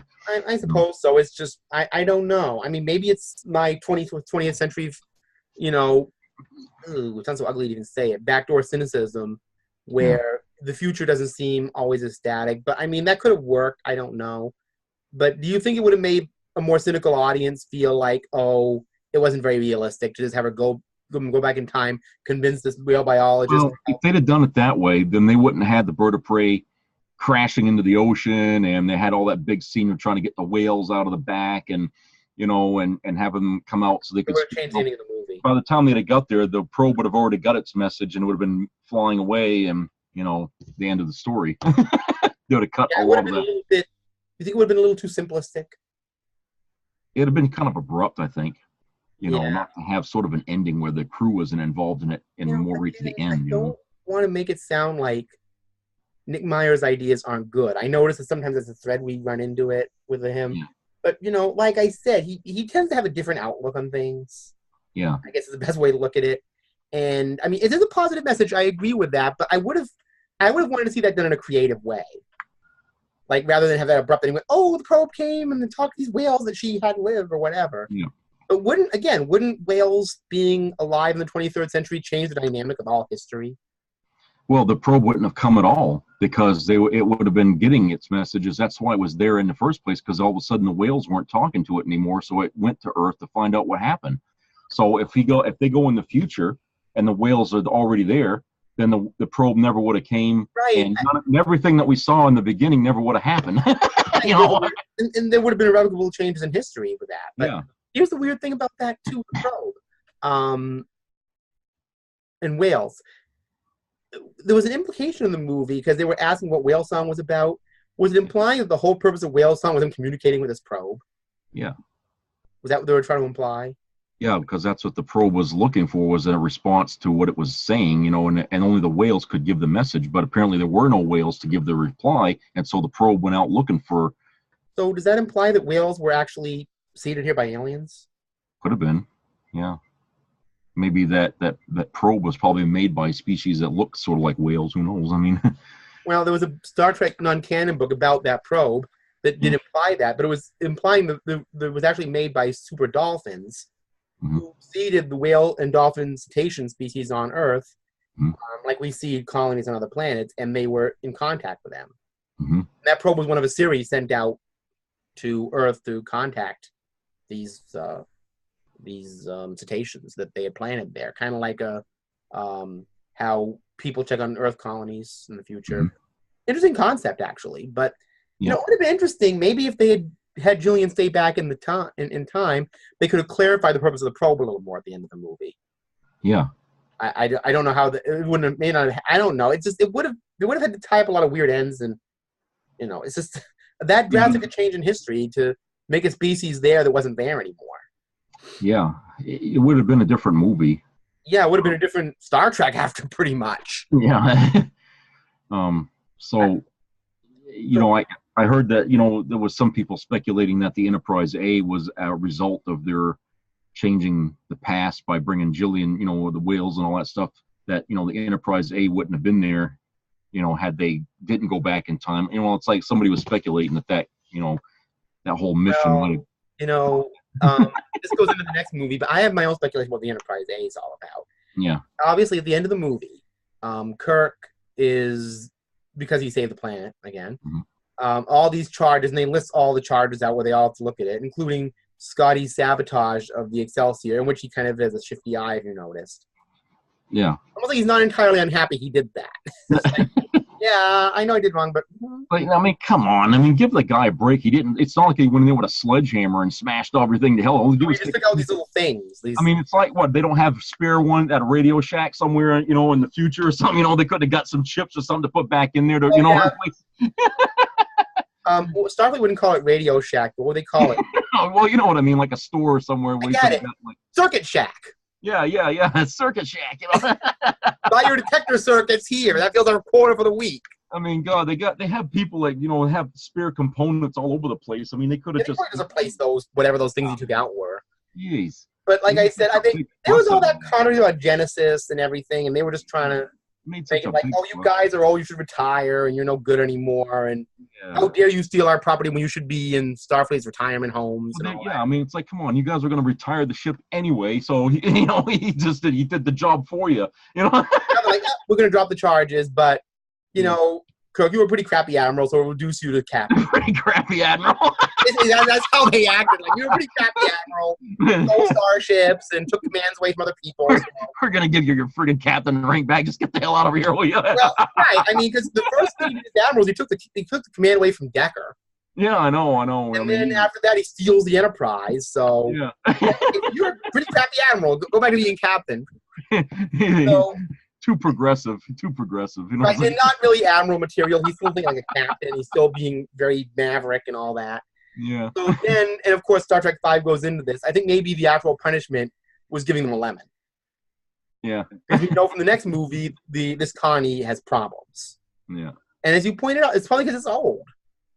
Yeah. But at the same time, they totally revamped it. The bridge is all different and everything. I mean, it's like, what the hell did they do? Yeah, the bright platinum bridge in Star Trek 4 in the end. I know it. I mean, I like that bridge, actually. Well, now that I think about it, that's not that far removed from JJ's bridge, is it? It's different. It's not all glass, but it's had that same platinum color. Yeah, I guess so. I guess you could say that. As close as TOS movies got to that, that white. Yeah. Because usually they give it all these browns and whatever that color was in Star Trek 2. Well, you couldn't really see it because it was all shadowed. The dark bridge on that ship. It was all in shadow. You couldn't see nothing but the little blinking lights everywhere. You just what do you call that bridge? Noir. The noir bridge. That's the right word for it. Bridge. It was kind of a noirish, fifth columnist looking out of the shadow bridge. I mean, if you look, the only place where there was light was over William Shatner and over Leonard Nimoy. Everybody else was in the dark. Yeah, So we knew who the main characters were. So by Star Trek 4, like, woo, all these shiny things and all this bright, Yeah. silvery, white platinum stuff. Yeah, everything was all glittery. Everything is all very brightly lit in the end of the movie. And if you notice something, that ship has all the old TOS sounds. Yeah. Yeah, I know. They bring it back. It was the first time they ever actually brought back all those sounds from the. And there were all these weird sound effects, like on the motion picture. We talked about this, where they had those really harsh sounds. Yeah. Like Red Alert was like, wah, wah, wah, you know, all these. It sound like you're on a 747. Right. And very computer alarm, blah, blah, blah, like Daleks or something. And then in Star Trek 2, everything is smoother, but still it has a different flavor. And then when they get on this old Connie, this refit Connie's Enterprise A, all the TOS sound effects are working. Even that TOS stuff. They really wanted to tantalize the audience, this is just like the Enterprise you lost. You know what would have been weird about that? If they had gone on there, it was like the TOS bridge still. Yeah. Oh, yeah. On the outside, it's all brand new, but on the inside, it's still the old stuff. It's still in there. That would be cool. Like have this refit Connie on the outside, but inside is an old TOS chip. So we didn't give you like a refit Connie. We gave you a refit Connie skin and an old Connie. Yeah, a skin. They gave you the refit skin. It would have been kind of like having the Enterprise E, and then having the inside look just like the D, which actually would have been bad, but still like just retro conning the ship, Yeah. Like, oh, it's a new Connie refit. No, that's the old one. They just put a skin on it, so it's just that would have been kind of cool to have the TOS bridge still there. They were using the sound effects anyway, right? So why not? Just exactly. Because when I heard that sound, like, why do they have these TOS sound effects on the bridge? They're still using old computers and sounds and everything. No wonder Scotty went through it with a fine-tooth comb and fixed everything in Star Trek 5. It looks like the motion picture bridge, but sort of. It's sort of the Star Trek 2, Star Trek 3, but then it has a TOS sound effect. And on Blu-ray, it's more prominent. You hear the TOS, some blobs. And the remaster for the motion picture, they put those sounds a little bit in the which wasn't there originally, but when they redid it, TOS sound effects on the refit and the motion picture director's and the transporter too. They had like they had like a mix of the new transporter and the motion picture and the old transporter kind of combined. The sound effects. If you listen close, the motion picture didn't have as many bleeps and blops. It did have harsh sounds. Yeah, the red alert klaxon was annoying. The computer, the male voice, blah blah blah, blah all the time. That was annoying. It was like it's like you got Cylons on the bridge all the time. Cylons or Daleks or some robot. Yeah. Sci-fi thing. It's like it was always stating the obvious. It's like incoming fire. Well, we can see it on the screen. Alert! Bridge turbulence door opening. Alert! Captain Kirk enters the bridge. Yeah. everything described. Yeah. Alert! Next scene in the movie. That it was just saying everything that Captain Obvious stuff. Yeah, I'm glad when they did the remaster they took that out because that was just a stupid idea. It didn't make any sense. It was like we were stupid watching it. But anyway, I think Robert Wise. I think he wanted it to sound like he was on a 747. I think basically. Yeah, like you were in air traffic control or something. It was just more stuff. But but I just found that TOS sound effect at the end of Star Trek 4. I was like, oh, you're really trying to make sure we know this is an old Connie. Yeah. It's still your ship. It's like they never had the TOS sound effects in other movies. Nope, that's right. They didn't. I think. Well, wait a minute. I think in Star Trek 6 though they had a little bit of that. Yeah, they would kind of mix that TOS stuff in there. Like that was just part of the Connie. I don't know. Yeah, I remember watching that and the sound. You could pick out little bits and pieces of it in the background. So I think that became like the norm. After Star Trek 4, that they put some of those sounds in there to sound like the TOS ship. But anyway, so is there anything else you wanted to say about Star Trek 4? Well, we get to see Amanda Grayson. We get to see Jane Wyatt again as Amanda Grayson. I believe it was her last appearance in that role. I think so, yeah.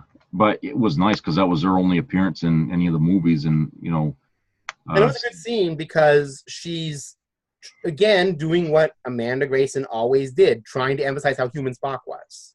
Yeah. Yeah. in every minute she was in it, and usually did a bang-up job. Yeah. But of course, she's Spock's mother, so she has to emphasize his humanity in a motherly way. Yeah. I wish you saw more, Amanda. She seemed like a character that would have advanced Spock a lot. Yeah, I know. It seemed more critical to his evolution than his father, because his Sarah was father. always distant. Yeah. But she kind of was more involved, it seemed. Like, Sarah was kind of a distant figure. He was off on Earth, I guess, in that movie. Yeah. Speaking on behalf of the crew, where Amanda was down there dealing with Spock in a direct, motherly kind of way. You know, they originally, the reason they had left Saavik on Vulcan was because she was pregnant with Spock's child. Yes, you mentioned that Spock, Yeah. Saavik, David triad, but they never. But they cut that out, so they never really explained in the movie why she stayed behind. But that was originally the idea that they had. If they did that, that would have become a different movie. Yeah, it would have been a different movie, and you know, again, like I said, if they'd gone in Star Trek 6 and they, you know, they'd have used that, they'd have had a perfect, you know, blow to surprise everybody in the audience. You know, instead of having Valeris, it had Saavik playing all that. Yeah. And again, there was that Saavik arc we never got, that she was involved with David, that she got involved with Spock, apparently on the rebound, had a baby with him, and then came back as a traitor. That would have been a weird character arc to span across those 3 movies. Yeah, I mean, it would have gave her character a hell of a lot more dimension, especially at the end. I mean, you start off as a cadet and you end up being a traitor. You know, I mean, it's like, what the hell happened? You got to watch the whole bunch of movies just to get to that point. Right. Instead, that character arc got reserved for the next generation with Ensign Rowe. That's basically what happened to her. Yeah. She ended up going the same. Well, actually, she started out a problem. Then she ended up redeeming herself. Then she kind of went a little bit back to the problem. Yeah. The only thing what Rowe was that she wasn't as likable as apparently as Saavik was, because she wasn't seen as a stand-up Starfleet type the way Saavik was. She was seen as flawed. But the same character arc kind of went with Rowe, where she's. But again, like you said, Rowe started out kind of a traitor. Yeah. Whereas Saavik was a cadet. That's right. And sort of like Spock's mentor. Spock was her mentor because he kind of took her under his wing, you know, to try to help her. So Saavik just became a random character that just disappeared. We never saw her again. Yeah, and that was unfortunate, because, you know, that's where we last see her is on Vulcan, and we never hear from her ever again after that. It's supposed to be apparently important enough. She was in most of Star Trek 3. She was in most of Star Trek 2. Yeah. Albeit different actresses, but still, she was in both movies. But it was an important character, and like I said, it was unfortunate they didn't, you know, continue. I mean, because Star Trek 6 would have been a great continuation of that trilogy of movies they made. They would have had the, you know, years later, 10 years later, now we go into this and we see how things happen. You know, that maybe she went into her career with this, you know, resentment of Klingons that killed the guy she had a relationship with, and basically messed up her life, you know, sort of. And of course, she don't, like you said, she's half Romulan, I guess, or all Romulan. I can't remember now if she was half Romulan or what. Yeah. So, you know, she had all these emotions and stuff. The Saavik arc would have been interesting to follow. You're right. That's right. Yeah. Now, another thing I wanted to mention to you. Now that I think we covered Star Trek 4 in a way that, you know, I feel like there's something we're missing with the temporal violations. We have the Klingon phaser. We have the issue with the. What about giving the cure for that old lady that had the? Oh yes, yeah. There's actually 2 in that. He gave that random pill that cured her kidney problem. And then also, one of the doctors, when they were dealing with Chekhov, saw Bones scanning with a futuristic device. Yeah, yeah. We got 2 temporal violations right there. Those are the ones. That's why I forgot. You're right. The kidney and the device. Yeah. That whole hospital scene practically was a lot of violations there. I mean, you got Kirk using the phaser there, trying to scare everybody. Right, and the guys are looking at him, so they see all this stuff. Maybe they just assume they're like CIA agents or something. Yeah, maybe.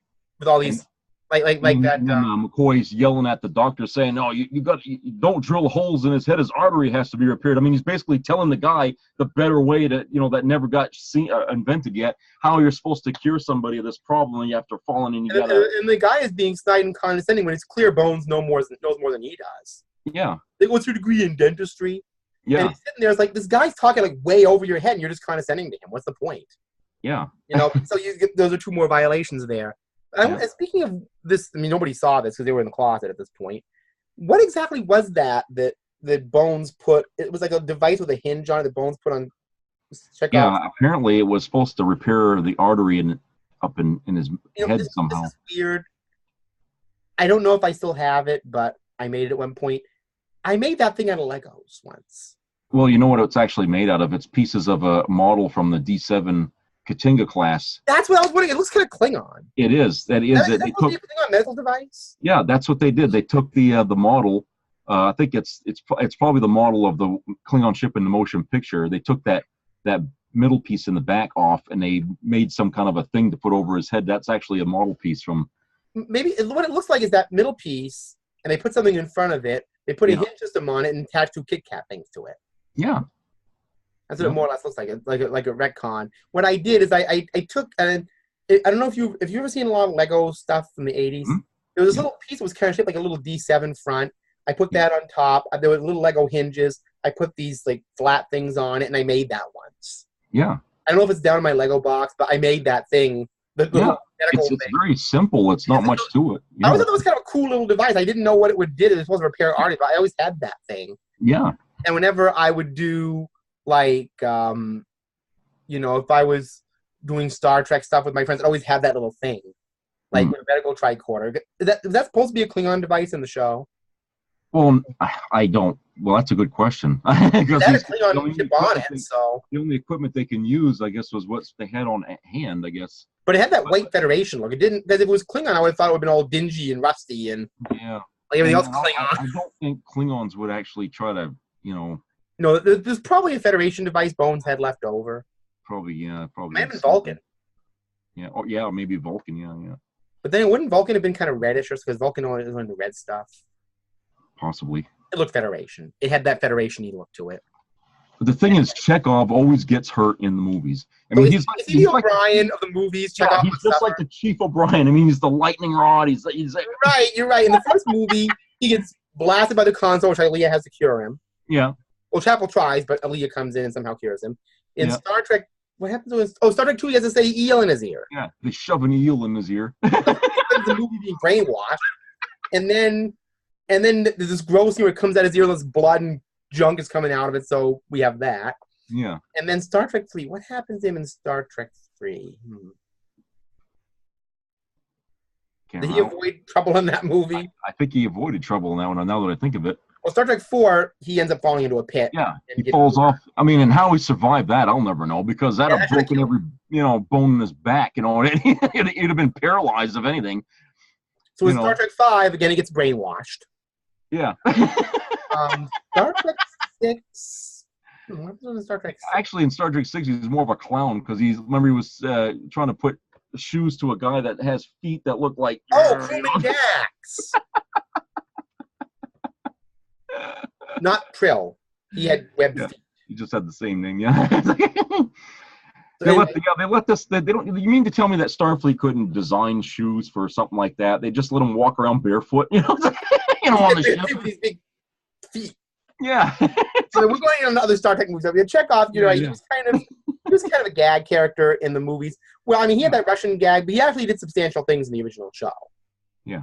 Whereas in the movies, he was just there to get his arm blasted or get an eel or basically spend Star Trek 3 comedic relief or something like that. Then Star Trek 4 being again comedic relief, and then in Star Trek 5 being brainwashed again. Yeah.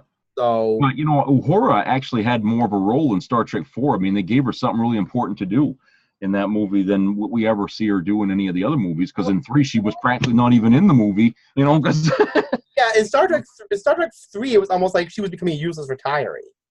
Yeah. One of the characters, we talked about that in the last video, but it's like, oh yeah, it's easy for you whose career is winding down, and she's like, yeah. mm-hmm. Yeah. Actually winding down is like, kid, but they left her behind and they took off and did the rest of the thing. She didn't get to. I was reading an article on Quora a few minutes ago about useless Star Trek characters, and they described Uhura in a lot of ways, and she was kind of useless. All she did was answer Kirk's phone, basically. Yeah. And I mean, we saw that she had engineering skills and that she had an interest in Spock, which JJ exploited. You can say over there, JJ. Yeah. And but the Primal Uhura had a character. She had a nature, but they were trying to work him as an ensemble. So not everybody got to shine. But in Star Trek 4, Uhura actually got a distinct mission to do. Yeah. She got to go with Chekhov and collect these. Although I think because of Chekhov's Russian accent, they might have wanted to send her out alone. I mean, it might have been better. It was a weird thing because, you know, I don't know if they knew about the Cold War in that time, but Chekhov seemed to not understand why they were looking at him kind of funny. Yeah. You know, I mean... They just didn't know, I guess. He's not probably used to an Earth where there's a lot of internal bigotry. Yeah. Or internal conflict. So it's like, why are you looking at me funny because I'm talking to you? Yeah. You know? But, when in fact in TOS, basically his whole purpose was to mention how Russian he was, but... Yeah. That was intentional. I get that. Yeah. But yeah, with... well, you're right, there were 2 temporal violations. So is there any... Now that we've covered the movie up and down, is there anything one else? other thing that annoyed me from the very beginning of that movie was the music. It sounded too Christmassy. It sounded too much like holiday music. Star Trek 4 didn't really have a lot of music in it per se. No, what I meant is the opening theme, you know, when it started. Well, I know you're... Yeah, it's got bells. So it's jingle bells, we're going to bring Star Trek 4 to you. You know, it's like, what the hell are you guys playing on this friggin' thing anyway? You know, I was like, I feel like I'm watching a Disney movie. Well, the movie music to that was all very heraldic. Yeah. I mean, I just felt like I was watching a Disney movie when they started the music, and it seemed kiddish. And it's like, you know, after watching Star Trek 2 and Star Trek 3, they go to this, you know, with the musical style. I mean, I realized. But, you know, and then at the end, you know, they kind of go back with the whales, remember? Yes. Yeah, I know. At the end, music with whales jumping around, and it's a great scene. The whales are jumping around; they're all swimming and having fun. But the music is a little corny, I have to admit. Yeah, it's corny, and it's like the longest laugh in Star Trek or something. Except for this, it's like the longest "let's play in the water" kind of thing. You know, everybody's throwing each other in the water and composing music for a movie. I was watching a thing. I'm sure he's done a million movies. He's Hans Zimmer, you know him. Yeah. Yep. He's done a million things. He talked about why things work in a movie set. I guess I'm quoting Star Trek 2. Remember when he's trying to get into the Reliant computer and saying why things work on a starship? He explained why you need things in a movie the way they do. And he said that you have to watch scenes a million times and make sure that the flow of it works with the scene. That's how you compose for a movie. You can tell that to him, Quincy Jones, anybody who does movie scores. Yeah. George S. Clinton, any of those people. Who did the score for that? Leonard Rosenman. He doesn't usually do Star Trek scores. Well, he does science fiction. He did some before. And the funny thing is, that's the worst. He's done good stuff in the past, but that movie was the worst. Maybe he was in the middle of something else, and he was like, okay, I'll just watch the thing peripherally, and I'll put some generic music with it. Because it sounded like it could have been in any kind of... He was a friend to Leonard Nimoy, so I think there was a little bit of, like a nepotism, maybe. Well, that's family. Yeah, like, it's like, I'm your friend. Here, go ahead and do the music for that, or something. A little scratching the back, that kind of thing. Yeah, sort of like that. But I mean, Roddenberry. I go back to the story I heard about when Roddenberry, Jerry Goldsmith was trying to figure out what kind of scoring to do for Star Trek: The Motion Picture. And he kept coming back to Roddenberry with this. And Roddenberry said, no, that don't sound right. He come back to him with this. No, that don't sound right. And he goes back to, he keeps going back. Finally, he goes, well, I just come up with this. And he starts and he goes, well, why didn't you come up with that in the first place? You know what would have been weird? I just had this thought. When it's Star Trek 4, what if everybody went back to TOS era music? Yeah. Can you imagine them chasing that whale ship and hearing dee dee dee dee dee? Yeah, the battle theme or something. Hearing that TOS music with the whale ship. Yeah, that would have been really crazy. They use the mood songs during the TOS era. Or like have Spock on the Klingon ship and you hear all these little TOS. Yeah, I mean, hell, that would have been better than what they eventually had. I mean, at least it would have. They could have used old TOS music. Hey, they're going with the sound effects for the bridge. Want to go all the way? And it's funny, I have the. I remember I used to collect the soundtracks. I probably showed them to you. I had them on tape, and I had that one. And here's the one: the only song I actually like on the soundtrack is not part of the score. It's actually a fairly good song that only appears in a random scene, by a group called the Yellow Jackets called Market Street. It's that thing you hear. Oh, yes. That kind of poppy, jazzy piece. It was when they were walking through this. Right. That's actually was not bad. All like I said, I hate to say this about that movie. You're right about the score. Yeah. I mean, on the soundtrack, it doesn't sound too bad because it's a score. It sounds like a score for an adventure movie or something. Yeah. When you see it on the screen with the scenes it's with, it just is corny because it makes the whale scene. Because in the end, it makes the whole scene seem cheaper than it is. Right? You know, remember, they're all on the bird of prey and the sun's coming out and the whales are. If I understand it, that's the only scene of real whales is them breaching. Yeah. All of it is actually radio control, and I will say that is still brilliant radio control work. It is, yeah. Great. That is still absolutely brilliant. It still stands up. I mean, even I look at it today, and I have a hard time believing they're not real. Yeah. Very accurate. So they ace the whales.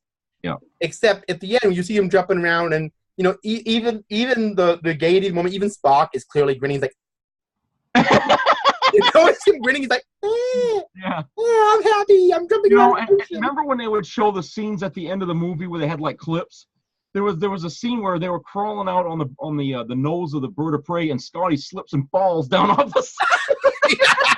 He goes, I'm thinking, why didn't they put that in the movie when they save it for the end where you had to watch the whole credits so you could see the scenes that they had. Right, the little scene clips they put at the end of the film. But one scene they didn't put in there. I mean, they show him trying to hang on and he slips and he falls. And I thought that was so funny. But like I said, I just get it. I mean, I know Leonard Nimoy likes to say, well, Spock just grimaces. Yeah. But no, he was grinning like a chicken. He's like, water, I'm having fun now. We'll get in water. He's all happy-go-lucky Vulcan. That is not a grimace. That is a smile. Yeah.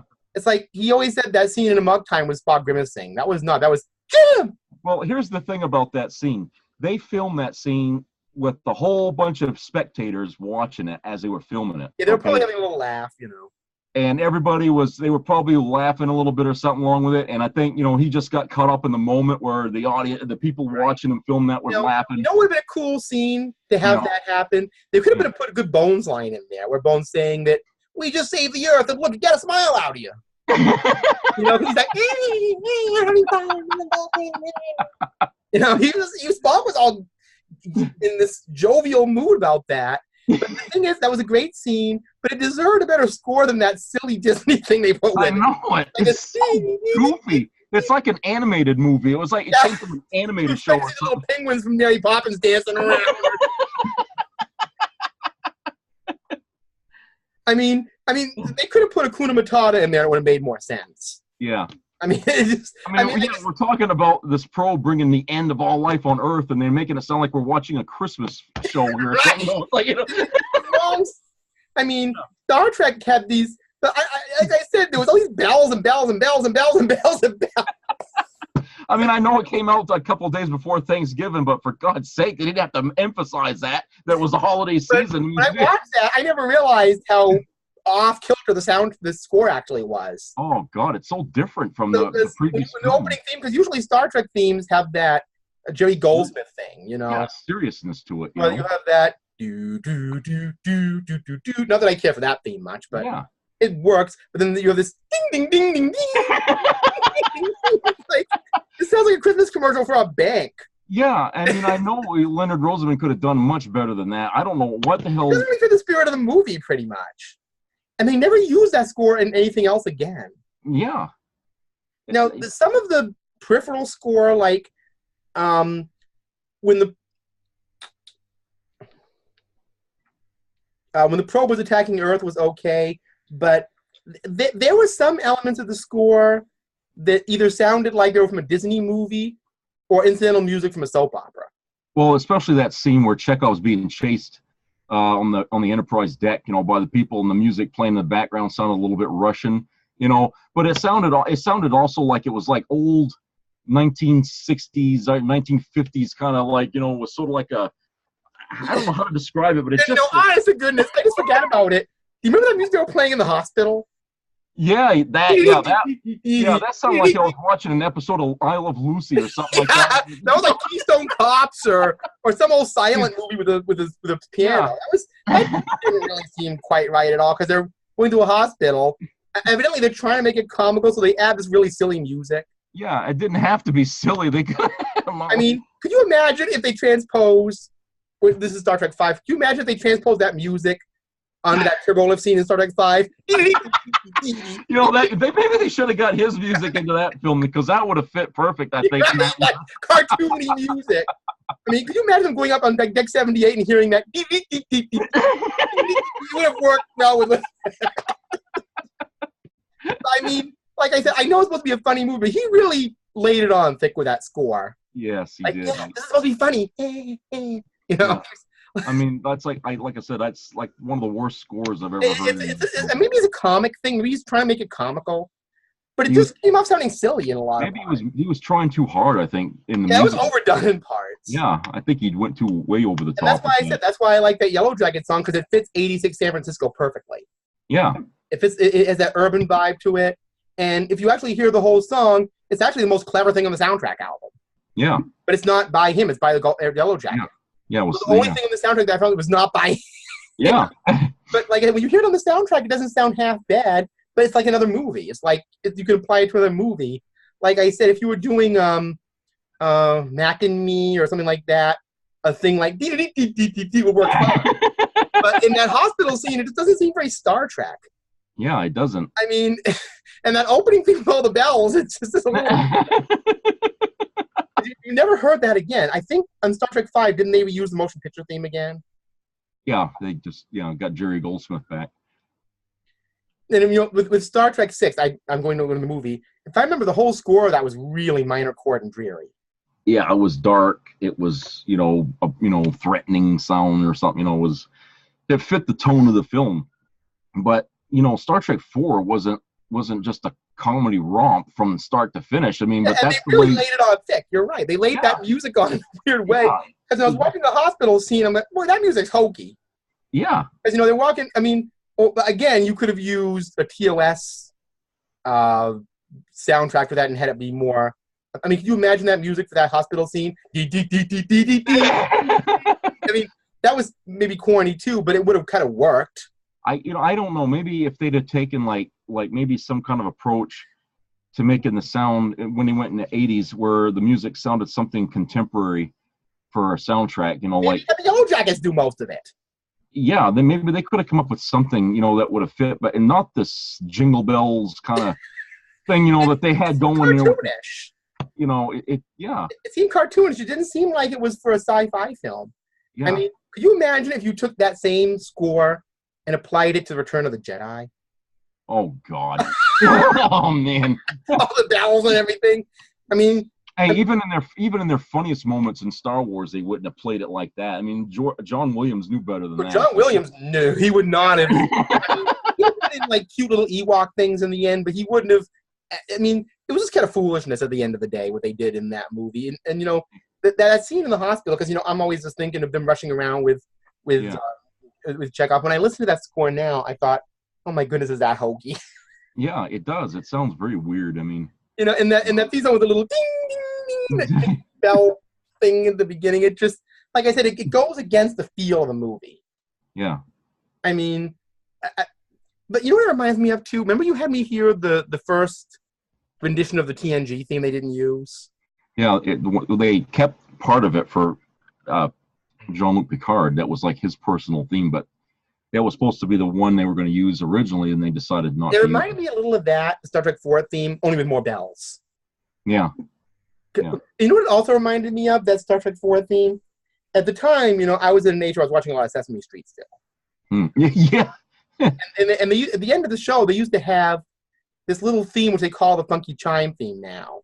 Yeah. Where basically it was, dee dee dee dee ding ding ding. Nothing but bells. Yeah. And it reminded me of that funky chime thing, where it's just ding ding ding, all these little Christmas bells. And it was cute what they did for Sesame Street because it was actually put to a really cool little song, but they just too many bells. And I mean, when you're doing a big movie score, you want to on the bells. It just sounds like a Christmas thing. Like you don't use bells unless it's a holiday movie. You don't use bells unless it's like some kind of Christmas. You expect to see the Grinch and Santa fly by or something. Or golf or something. Like, this is a Star Trek Christmas movie. Too many bells. Yeah. I think maybe they just score it and leave it at that and not add all those bells. I just did not like it from the second I heard that opening song there. I was like, okay, I could see what this is about now. I mean, it's Well, I'm glad you stuck with the movie because Yeah. of course, I always when I do watch Star Trek movies sometimes, I may be talking to Stuart, hi Stuart over at Trek Yards. I kind of think of TOS soundtracks in it. Yeah. Like, sometimes I'll imagine, things like, I got a question. I mean, was Alexander Courage? He was still around, right? When '86. I think so. Why didn't they ask him to do some of the music for? I don't know. He had been obligated to something else at the time. I don't know. I mean, I'm surprised they just didn't ask him. What, you want to do one of our movies or something? I mean, you're right. That score is kind of unique for Star Trek movies.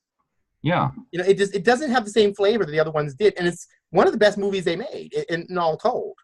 Yeah. I mean, I'm not really criticizing the movie much, but what really stood out to me? It was that whale scene in the end, because it just seems like a Disney dance thing. Yeah. Like this is I don't know. It just, when you see whales jumping, I don't think of that. I just don't think of that. I would have had something more. They should have gotten a guy like Andreas Vollenweider, given it more of like a new agey vibe. Yeah. Something that was kind of different and unique and contemporary at that time. Or even have, again, new age, have Hans Zimmer do it. Yep. Mix whale song and natural sounds with it and kind of something unique with it. But just the way they did with the score, I don't know, It seemed cartoonish and kiddie. Yeah, and like I said, Leonard Rosenman's other work was way better than that. I was surprised that that's all he could come up with for that movie. And once he did, they didn't give him enough time to come up with a soundtrack for it. But if you watch any of his other movies, what is that? The Fantastic Voyage, and you listen to the music in that, and you just look at the movies that he did scoring for, and it's really different than what he come up with for Star Trek 4. I mean, that's pretty unique in his stuff. Yeah, I mean, I don't think the soundtrack the score is bad. It just doesn't fit with the action much. Yeah, it doesn't fit with Star Trek though. It doesn't. It would have been better for maybe, I was gonna say a Don Bluth film, but even his stuff is too dark for that kind of score. Yeah, it's much more like a Disney or I don't know. It seems like a really really flowery kid movie kind of soundtrack. Yeah. It just doesn't seem like it would fit with the Star Trek. Yeah, like watching 101 Dalmatians or something instead of Star Trek. I mean, it was right, like it's very kid movie-ish. It doesn't have that. I mean, you have John Williams and his brilliant I mean, if you know a John Williams theme, you know when you hear it. Yeah. When you hear that Darth Vader theme, know. What my mother said. We was watching Empire Strikes Back, and at the end of the film, she's like, God, listening to his music is like the movie's still playing. We're just looking at the credits, but the way he orchestrates. But you could tell he was looking at the film and scoring it carefully. You could tell. Yeah, exactly. I get the impression that, who was this guy you call Rosen or something? What's that again? Who did Star Trek 4? Who did? The guy who scored it. Oh, Leonard Rosenman. Leonard Rosenman. You could tell that it was almost like, okay, we'll put this in there, we'll put this in there. Didn't seem to be a lot of thought in where things were placed. No. It was almost like I watched 5 minutes of the scene, slap that song over there. It was just, it's almost like he thought this was a frolicky film, and it was comical, but it wasn't a frolic. I mean, it made the scene seem like a step away from slapstick. I mean, you can almost like hear the Three Stooges in the background. With that hospital scene was very much that. Yeah, it was very slapstick. In the way. You almost expected them to land in front of cops and them all fall like dominoes or something. Yeah, beds where they remember the bunk beds. Right, like a C or Marx Brothers or anything like that, because they had that music. You know what it would have gone good with? You could transpose that when they're on that mud planet. Remember, where they're all doing that crazy little dancing around. Yeah. Where they're trying to make the androids mess up. Yep. You could put that over that, and it would have worked. Yeah. Or even better, you could put that in Plato's Stepchildren. Oh yeah, that would have fit in there. That would have fit with that, but no, it was No Stepchildren. Let's put that music in that because that works out with them doing those little dances. That's where they needed it the most anyway, just to get people laughing. It was like But yeah, in Star Trek 4, I mean, the scenes had their funny elements, but it would have worked better with a score that was a little less overdone about it. Yeah, it's like it underlined the funny scenes. What they didn't need to be underlined. It just seemed really over the top in some areas. Well, like I said, could you imagine if, remember that scene where they're walking around San Francisco when that Yellow Jacket song is on? Yeah. Could you imagine if they applied that kind of scoring to San Francisco in the 80s? Oh. I mean, could you imagine it would have been like, yeah, I know. Really Disney shit. Really silly. But at least they try to make it sound like, thank God that they salvaged that scene with just letting the Yellow Jackets play that background music. Yeah, it sounded more like that period in that time, rather than playing some little silly Disney song. I mean, let's hope the Yellow Jackets don't want that song removed, so they have to do something like that. I hope that doesn't happen. There you go. They're all lined up behind Kirk. I-ho, I-ho. That's what they had done. Right, it was like a Disney song. But actually, you know what we should do? We should just apply all the Star Trek 4 music and put it with Star Trek 5. Yeah. I mean, again, going up the turbo lift, with the decks, they should have had that. Yeah. That would fit with Shatner's vision. Yeah. A lot better. But no, I mean, I don't really complain about that too much because I find it very funny. Because it's almost like it is so anachronistic to the action. Yeah. And, the thing is, that's not even that music-y a movie. No, it isn't. I mean, like I said, the motion picture, of course, had the most soundtrack, but they spend most of the movie going through a thing. Yeah, a lot of music. So there's a lot of heavy scoring in that. Yeah. Because they're mostly staring inside V'ger through most of the film. Yeah. And, of course, in Star Trek 2, it ends up being a space ballet. Yeah, but the thing about Star Trek 2 is you really couldn't hear the soundtrack so much because of the sound effects that were drowning it. You're paying attention to all the phasers being turned around and these random parts of the Reliant falling all over the place and these flying all over. And wires and everything. So you're listening to this, this little dee and all this stuff is happening, but you hear boom, crash. And, you hear nothing of the music. Phasers and everybody flying around and blowing up and, it's a whole thing. And then Star Trek 6 kind of gets into that again, too. Yeah. Whereas in Star Trek 3, the score fits almost eerily close to the film. It just kind of sticks there. Yeah. It doesn't really stand aside from it. It kind of sticks with the film. See, I like James Horner's soundtrack in Star Trek 3 better than 2. Because it sticks right with the film. It doesn't go off on tangents as much as 2 and certainly 4 did. So I'm glad they kind of gave him a second chance to come back and do the third film, so that way you can actually see that he that's it's good. I mean, he can do very well. It just, I think maybe it wasn't his fault. It might have been just the way they edited the film. The Star Trek 2, they probably just they didn't balance the sound quality right. Maybe during the final editing. Yeah, it's just, well, like I said, in Star Trek, you either heard the score, and a lot of times the score is interrupted by that computer. Yeah. You hear, like this, do do do do do do do do, all that stuff. It's like, it's like that tac on Voyager. Please make that computer quiet. Yeah. I'm surprised Spock didn't have another tantrum and like, poo, poo, that thing. Like, why won't it stop? Turn it into like a boil again. Yeah. So we're jumping all over the movies. Yeah, Star Trek 4, in terms of the storyline, the characters, I love it. I really do. I mean, the score is weird, but it doesn't go with it. But like I said, I will tell you, and this is a weird thing, a lot of people might disagree with me, Jillian was written in such a way I wouldn't have minded seeing her in a movie again. Like in a buddy thing with Kirk. Yeah. But we didn't see her again. Her character was likable, I mean, because she wasn't exactly a love interest with Kirk. She was more like a partner.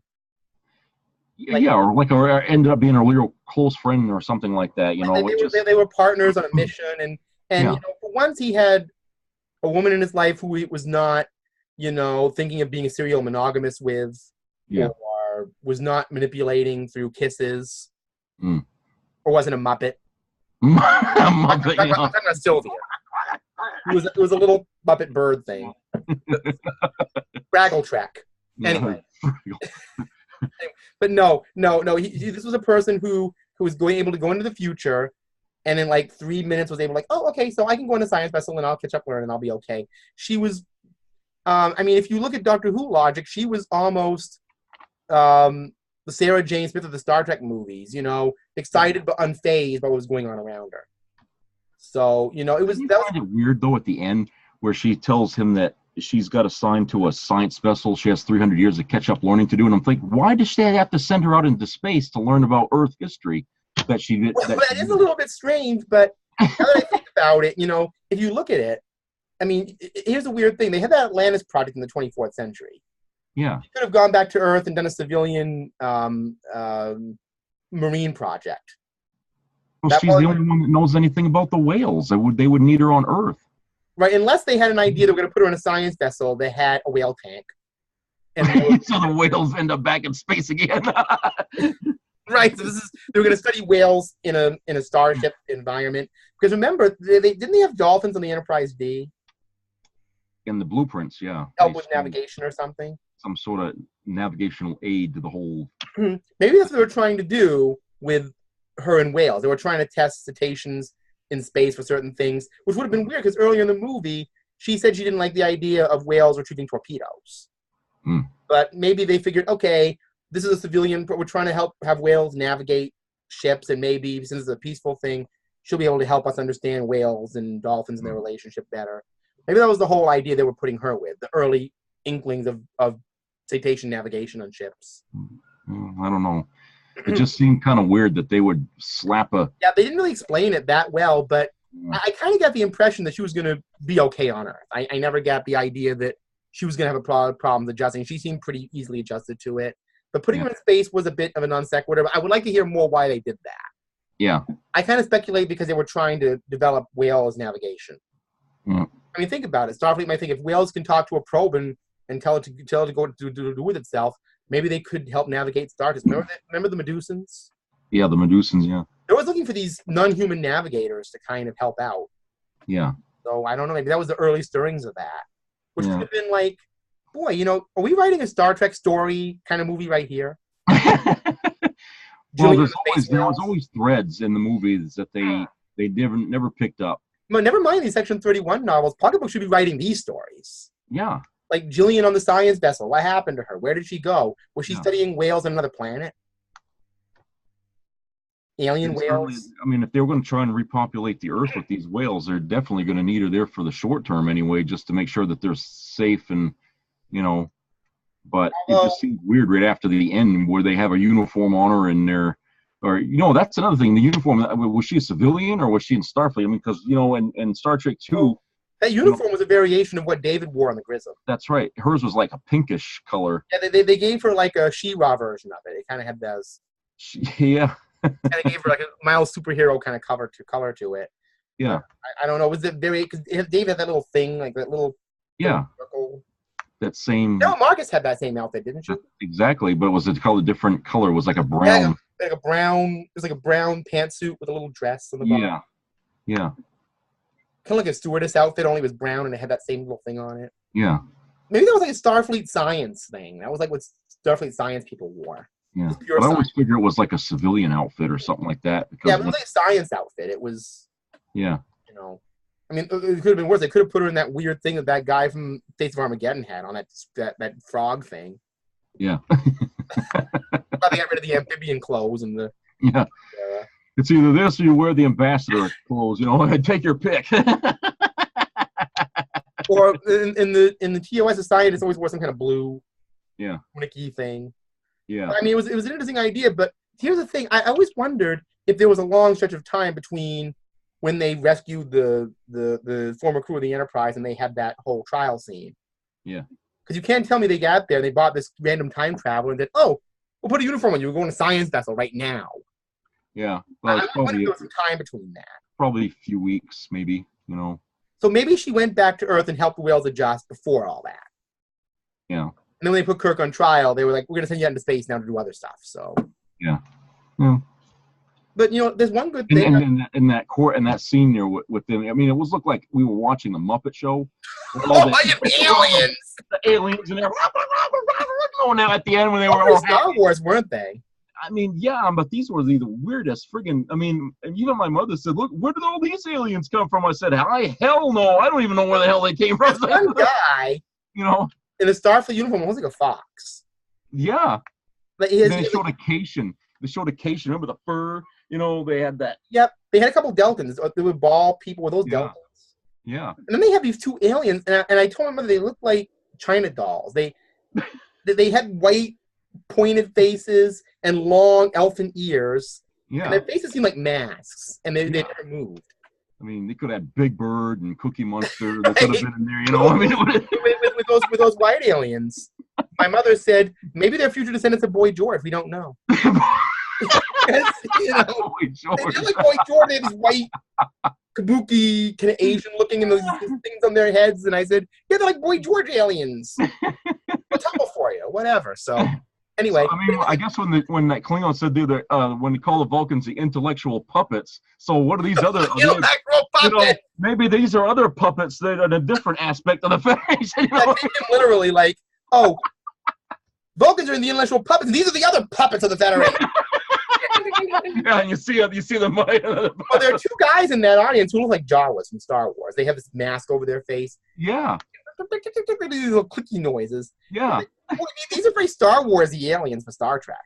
Yeah. Usually Star Trek aliens, have some composed cultural element. These act like Star Wars alien stereotypes, basically. That's right, yeah. And they're very Star Wars-y, especially this little Boy George aliens with the big white. Well, I think at the time, wasn't Return of the Jedi came out like a couple of years before that. So before Star Trek 3. There was just, remember we talked about the movie sequences? Yeah, yeah. The motion picture. No, you have episode 1, then you Star Wars, then motion picture, then Empire Strikes Back, then 2, then Return of the Jedi, then Star Trek 3, and then there was no Star Wars between them. Yeah. So maybe they just figured, okay, we need to see an alien. There was Mandalorians there, so that was good. There were some Vulcans who were all smiling again. Did you notice the grinning Vulcans in the end? Yeah, that's right. So all these grinning Vulcans, like, we're Vulcans. We're smiling. We're logical. Everybody was. Vulcans were always smiling in that movie. Except Sarek, who just gets angry and sad. He never smiles. Yeah. You just see him cry and have fits. We don't see. I mean, it would be weird to see Sarek doing a jig like. You wouldn't. Make him dance around Kirk's head or a tap dancing around Kirk's head or something. That's Spock. Yeah. That's Spock under influence doing a little tap dancing around his head. But anyway, but no, the Vulcan. If you look at the Vulcan ambassadors in the end, they're all grinning. Yeah. Assuming because they have Vulcan hats and. Yeah. Yeah, and they look like wizards. Like remember we was talking about that in the Gold Key comics here where they had the green Romulans with weird. No, those are Peter Pan Romulans. Yeah. Oh yeah, Peter Pan Romulans. I'm sorry. Because Gold Key, I don't know what they do with Romulans, but the Peter Pan they had a rocket ship with these green wizard cap Romulans. Yeah. who look like alien wizards. Or like skinny Hulks. They had green hair and green. Right, or some low budget version of the Grinch. Yeah, there you go. So basically, they were these green Grinchy Romulans, and maybe that was unless those are supposed to be Romulans doing that because why are these Vulcans all smiling? Unless the actors weren't told Vulcans were not supposed to smile. Yeah. I mean, I feel that these are little things you notice, but basically the movie itself I have no problem with. They're just weird little things I notice now. Yeah. Now, when I was younger, I think I'm absolutely wrong. There was a magazine that showed a picture of that Fox guy. Yep. And it was talking about Star Trek and said, oh, Gene Roddenberry pictured here was the creator of Star Trek. And it showed that Fox guy. So for years, I thought that Fox guy was Gene Roddenberry with a mask on. It's not, but they said Gene Roddenberry pictured here. I think it was in the Star Trek 4 magazine. And I thought, that doesn't look anything like Gene Roddenberry, proportion-wise. I'm pretty sure he didn't make a cameo in here somewhere. It's like yeah, maybe he was one of those guys clicking. I don't know. Anyway, the point is that we get a couple cameos. We get Christine Chapel as a cameo, using either somebody's using a little dish rag to clean off a Yeah, she's supposed to be a nurse. What is she doing being like a communications? Yeah. It's weird how she just randomly happened to be there at that moment. Yeah, and then Rand came back. Rand came. She's in some other position, but Rand's always doing something different. Yeah, she's like they bounce her all over over Starfleet. Rand seems to be, there's a line I thought was really funny that's in the book, and remember that scene where Chekhov is being kind of funny when he wakes up? He's like, "Oh, name and rank," and he's like, "Oh, Chekhov, Pavel, rank, Admiral." Yeah. In the book, or at least on the audio tape, there's a scene where Jillian looks at Kirk and says, "Don't you guys have any enlisted types?" I always loved that. They should have left that in because he's like, "What are these admirals?" I mean, you think that's why you should have seen the last one? We were all captains. Yeah, really. It's like Captain Scott, Captain Spock, Admiral who wants to be a Captain Kirk. What are they gonna have next? Fleet Admiral Uhura? Fleet Admiral. Grandiose ranks. I mean, that would have been a cool line. Because why don't they have any enlisted types? Everybody seems to be some big rank. Yeah. Of course, there was another funny. Again, I'm going back to the book again a little bit, where there was a joke that Jillian made about shrimp. Remember, she's talking about why they can't keep the whales. They said, well, for one thing, it's hard to feed them so much shrimp per day. Yeah. And in the book, she extends that line by saying that, and it takes a whole week to open up all those little cans. And Kirk is having a problem understanding why everybody's laughing at her comment because he doesn't understand the idea of canned food. Yeah. Because everything comes in little squares out of a machine in his time. Yeah. That would have been a neat line to leave in there, I think. These are all things from the audio tape in the book that I thought were cute because it gave Jillian more of a humor. Yeah. Which she kind of just rattled off Kirk in the movie as far as she seemed like a very sad kind of because she knew the whales were going to be taken. She was sad because she was attached to the whales. Yeah. And they were like her children. And she was she bottled it. It was sort of like she was walking around bottled up with all that misery or something that she knew was coming. And but like I said, the humor was all kind of going off Kirk. It wasn't her own, but in the book she had more natural humor. Yeah. And it went with her character really well. And I thought, why did they use that in there to kind of give the character a little lighter sensibility? Yeah. Rather than have her be this kind of sad mother figure who was just constantly waiting for this bad thing to happen. Yeah. I mean, as it is, she went back to the visitation as the two.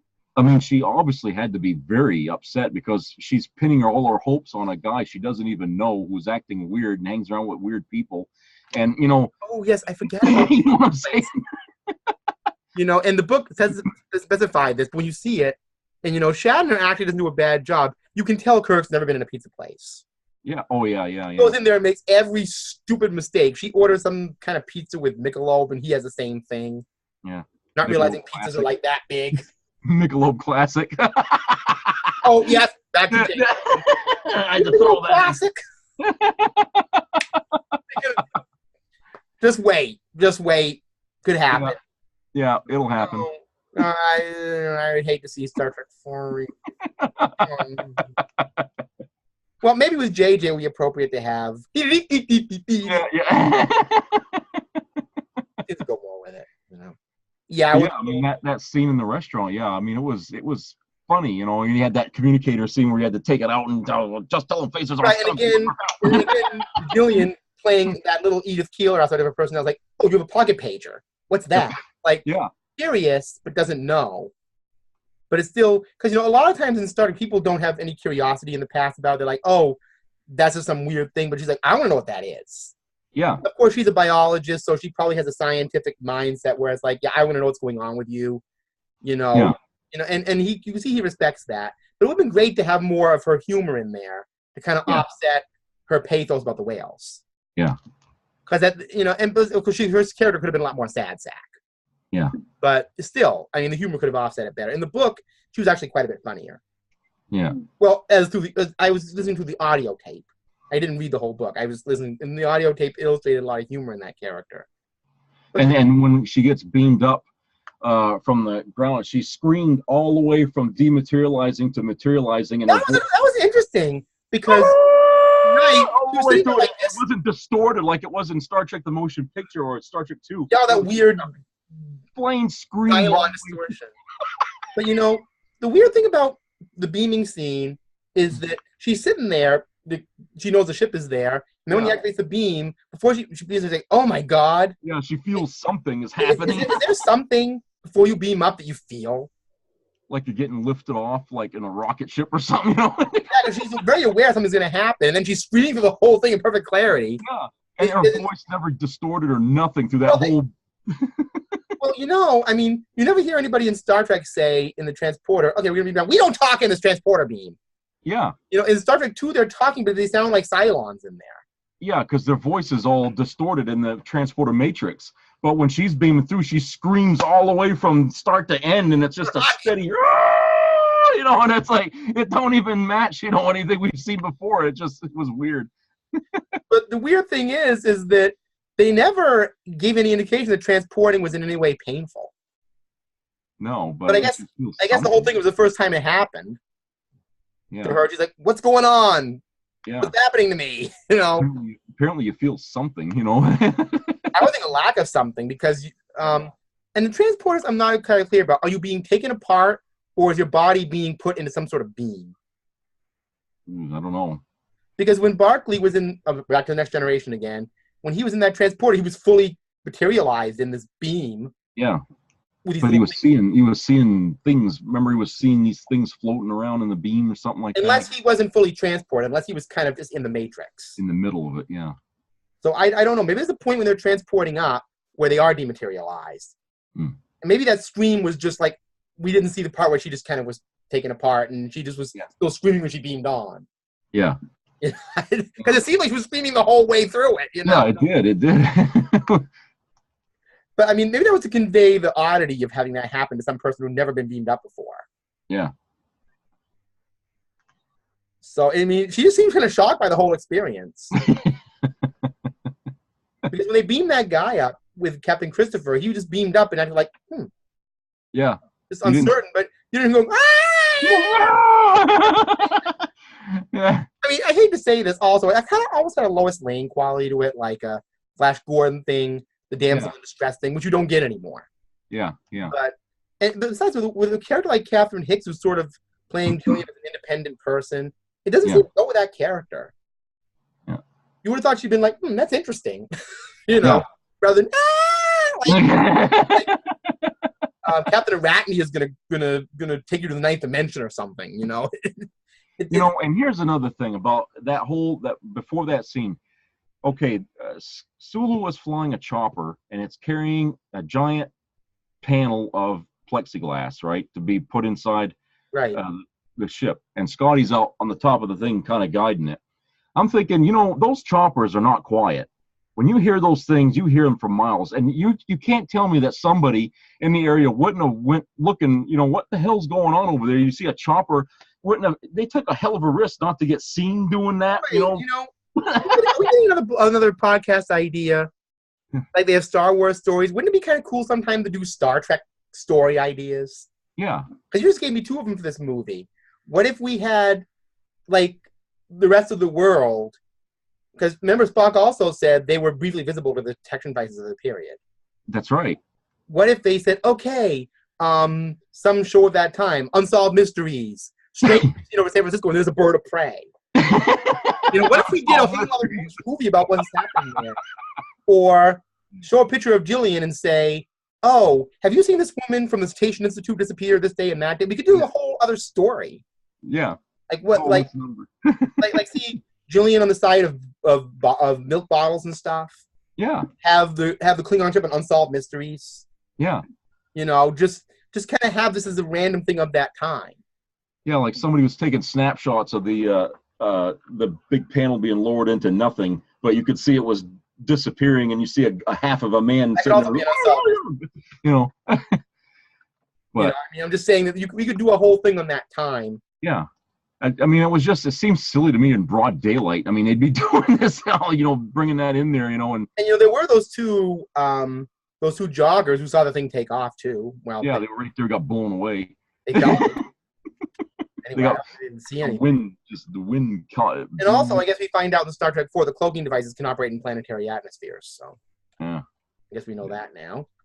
I'm glad Klingons don't do a lot of land attacks. Because they could be invisible, I guess, because Klingon ships can cloak and... Well, you didn't see no distortion like we saw in Star Trek 3, remember?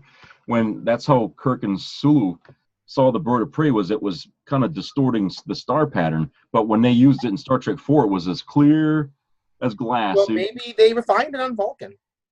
Chekhov must be a miracle worker if he if he was able to fix something they don't have in the Federation. There's always this joke that the Enterprise crew members, Spock and Chekhov or whoever, and Picard and his crew are the best and the brightest of, their particular world. Yeah. Like, I mean, there are people out there that aren't particularly good officers. They get their ships blown up. They blow off their fingers with a phaser, I'm sure. I'm sure they're not all perfect and survive every mission, Yeah.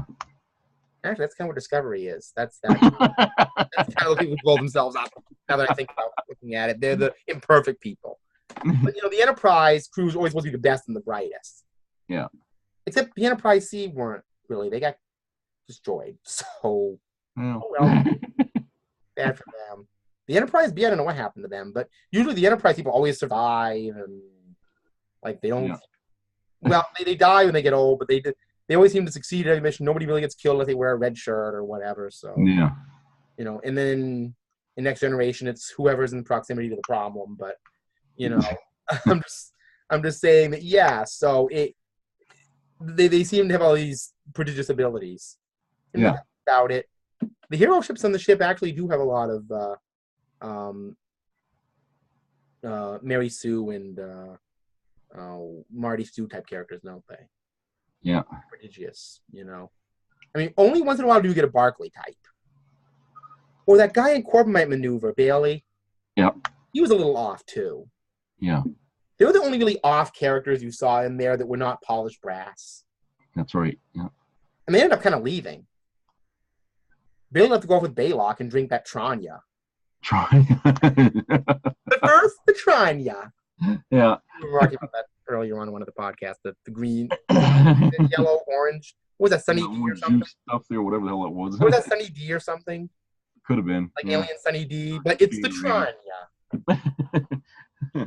They made a big deal out of that, whatever that is. I mean, that is easy at the starting. Didn't they have a starting experience once that actually had stuff like that? I don't know. They had like a Replimat or something, and they had all these Star Trek based foods. I don't know. Yeah, they could say Las Vegas or something. Yeah, or... you could order breakfast there, and they pour your orange. Nope, it's not orange juice. This is Tranya. Tranya. It looks like orange juice. Or Tang. Maybe it was Tang.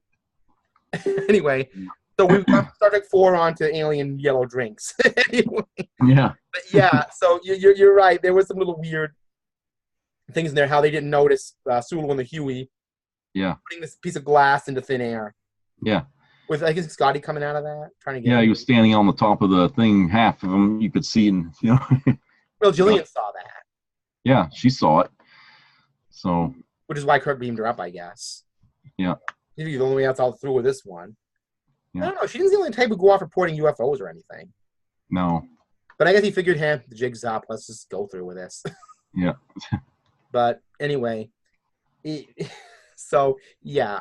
Basically, I love the movie. Like any Star Trek, there are little odds and ends that are interesting or awkward or funny, or just like I said, you notice them in future tense, like the aliens at the end all being very Star Warsy.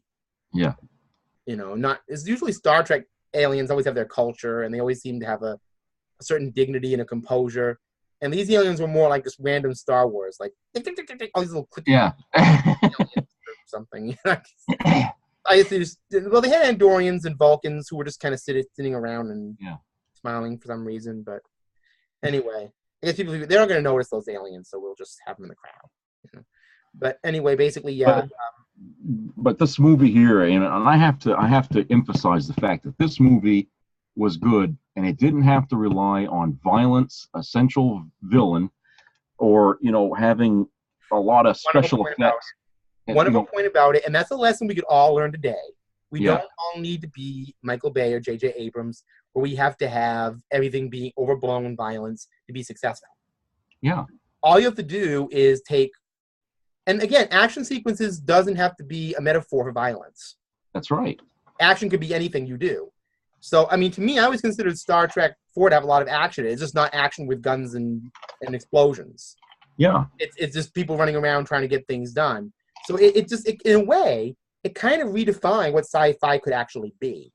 Yeah. In a lot of ways. And it's successful. I think that should actually, the way that's constructed, should be a model for more films. Yeah. You know, because, like I said, there was no excessive violence in it. The closest thing to a villain was a crew of a whaling ship. Yeah. And they were more of a foil. Yeah. So, and like I said, the main villain was a probe that was not trying to be hostile. Yeah. It had, like Spock said, it had no idea its intention was hostile.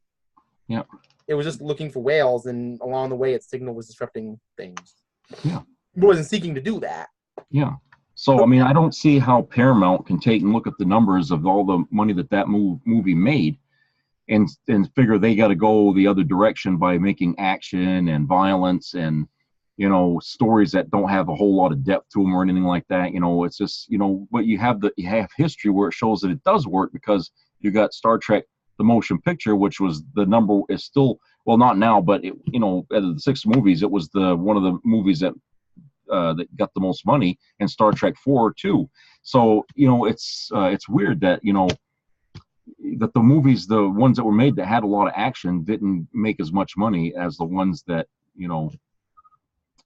So yeah, you know what?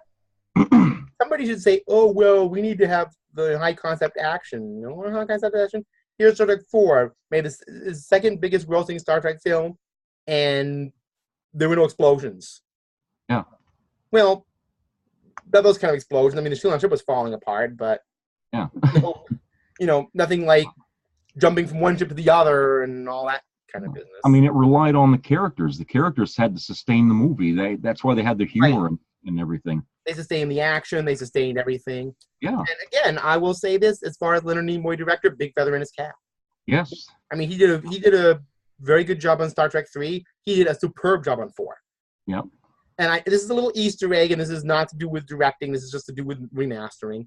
Unfortunately, some effects, or one effect, just didn't quite make the Blu-ray. If you get the Blu-ray edition of the movie, there's a scene toward the end where the probe is communicating with the whales, and it turns upside down.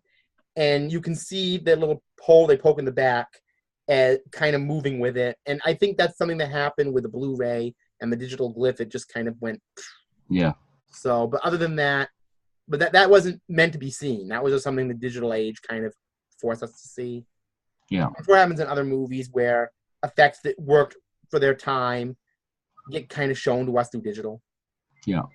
You know? So, I mean, widescreen is the same way. Yeah. Sometimes the widescreen format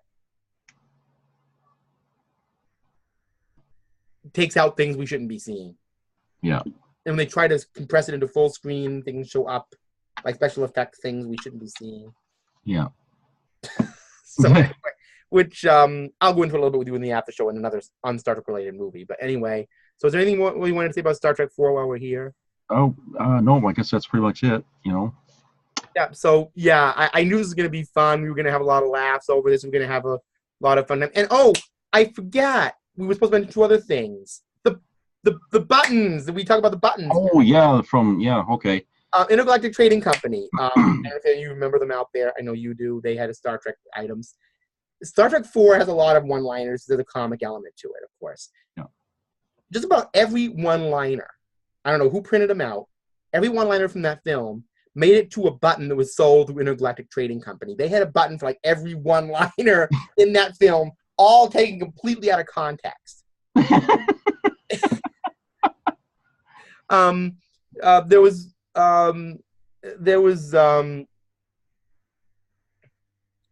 one that I always wanted because it said, I think it was bright red letters, "Are you sure it isn't time for a colorful metaphor?" Yeah. I don't know if anybody but a Star Trek fan would recognize what that was. But every zinger from that movie had a button. It was like a whole page of Star Trek 4 buttons. And I can't find them anywhere, but every line had like a button. It was weird how they made buttons for all these zingers from the movie. Yeah, I mean, they don't do that as much these days, but yeah, I guess back then, I mean, it was like everybody had to have something of a button on it, you know, with... I mean, usually you have a movie quote once in a while. Yeah. Like, they had a few in that catalog from a few lines from Alien, I think Buckaroo Banzai, stuff like that. But like Yeah, every line in Star Trek 4 had a button. Yeah.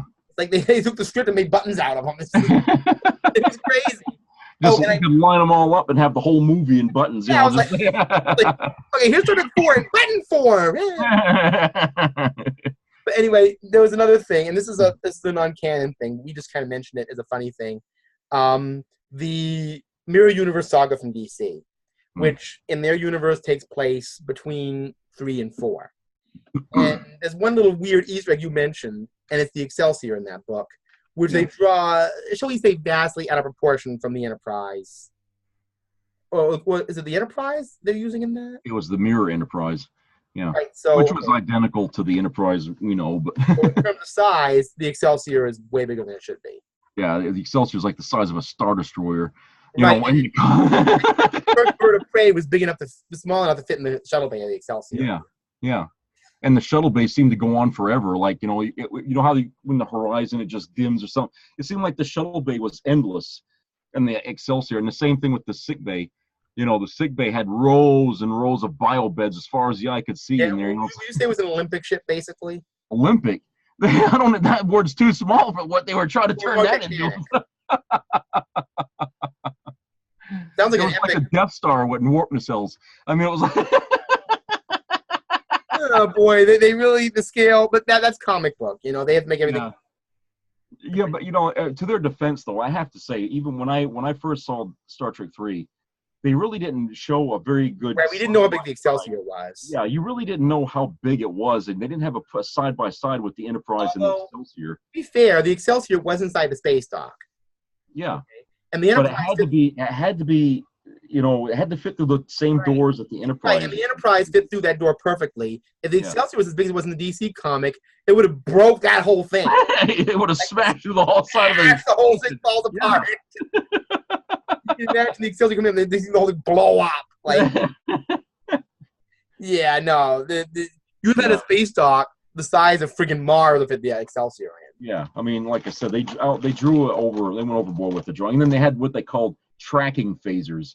And what the tracking phasers did is if there was any ship that they were fighting that was cloaked, the phasers would come out and they would bend in space to find their target, like phasers can bend. And it's like, too bad they didn't think of that in Star Trek 6.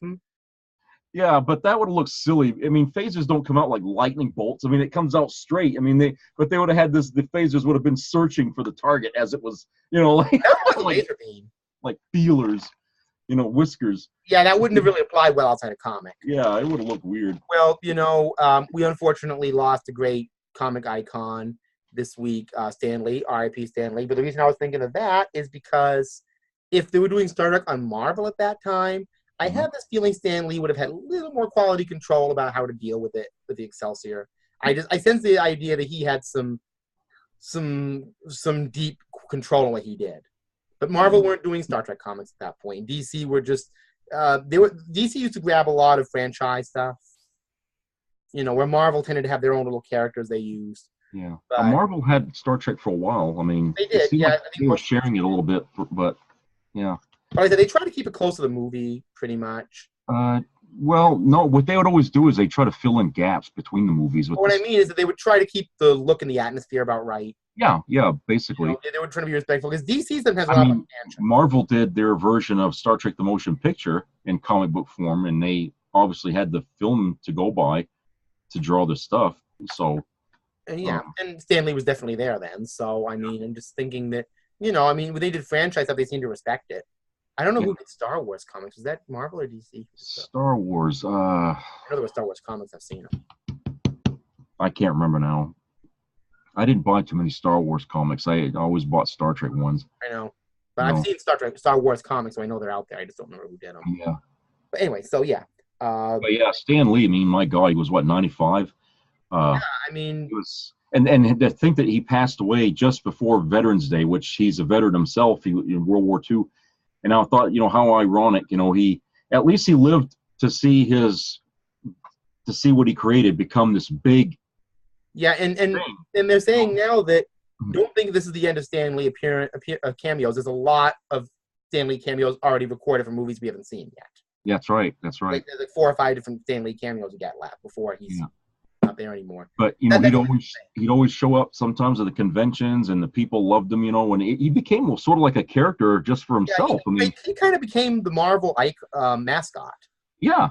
I wouldn't. This is a weird comparison, but he became the Marvel equivalent of Alfred E. Newman. He became the mascot for. That's a very weird comparison, I know, but I know what you're getting at. Kind of and even he would do like narrations and stuff. Hello, there's he became the central figure, and it got me to thinking about Star Trek. Gene Roddenberry was always a creator behind it, but he never was as centrally involved that way. That's right. He was always there's a phrase my friend Henrique introduced me about things. I think I've told you. In life, there are tree shakers and there are jelly makers. Mm-hmm. And he was referring that to activism. There are people who go out there and they protest with picket signs and shout, and there are people who do work on the inside. Mm-hmm. I always sense Gene Roddenberry was more of a jelly maker. He liked to be inside working on things and less out there talking about it. Yeah. I guess for that. I think he let his work do his talking for him, I think. Right. I guess the tree shaker would be Harlan Ellison. He's the tree shaker. Oh, I don't know. The guy out there with a loud voice. I'm going to have to think about that. The loud one, the loud person with the most voice and the most vocal. Yeah, but this is a guy that, he was a tree shaker for other people, too. I don't know. I think he was just that way in his personality. Maybe he shook the forest. Yeah, he just likes to look for a fight, I think. I guess shaking the forest class well enough. So, we've explored Star Trek 4, and the next time we do it, I'll get another novel idea, but I'm going to let it be a surprise because it's very germane to what's going to be happening next time we do it. So until next time, and go back and watch Star Trek 4 on Blu-ray. Aside from that little weird thing, it looks really amazing if you haven't seen it. I'm sure most of you have. But, So anyway, I'm going to look for an appropriate video to link with this from Trek Yards. Big shout out to Stewart and Samuel over there. And, until next time, live long and prosper.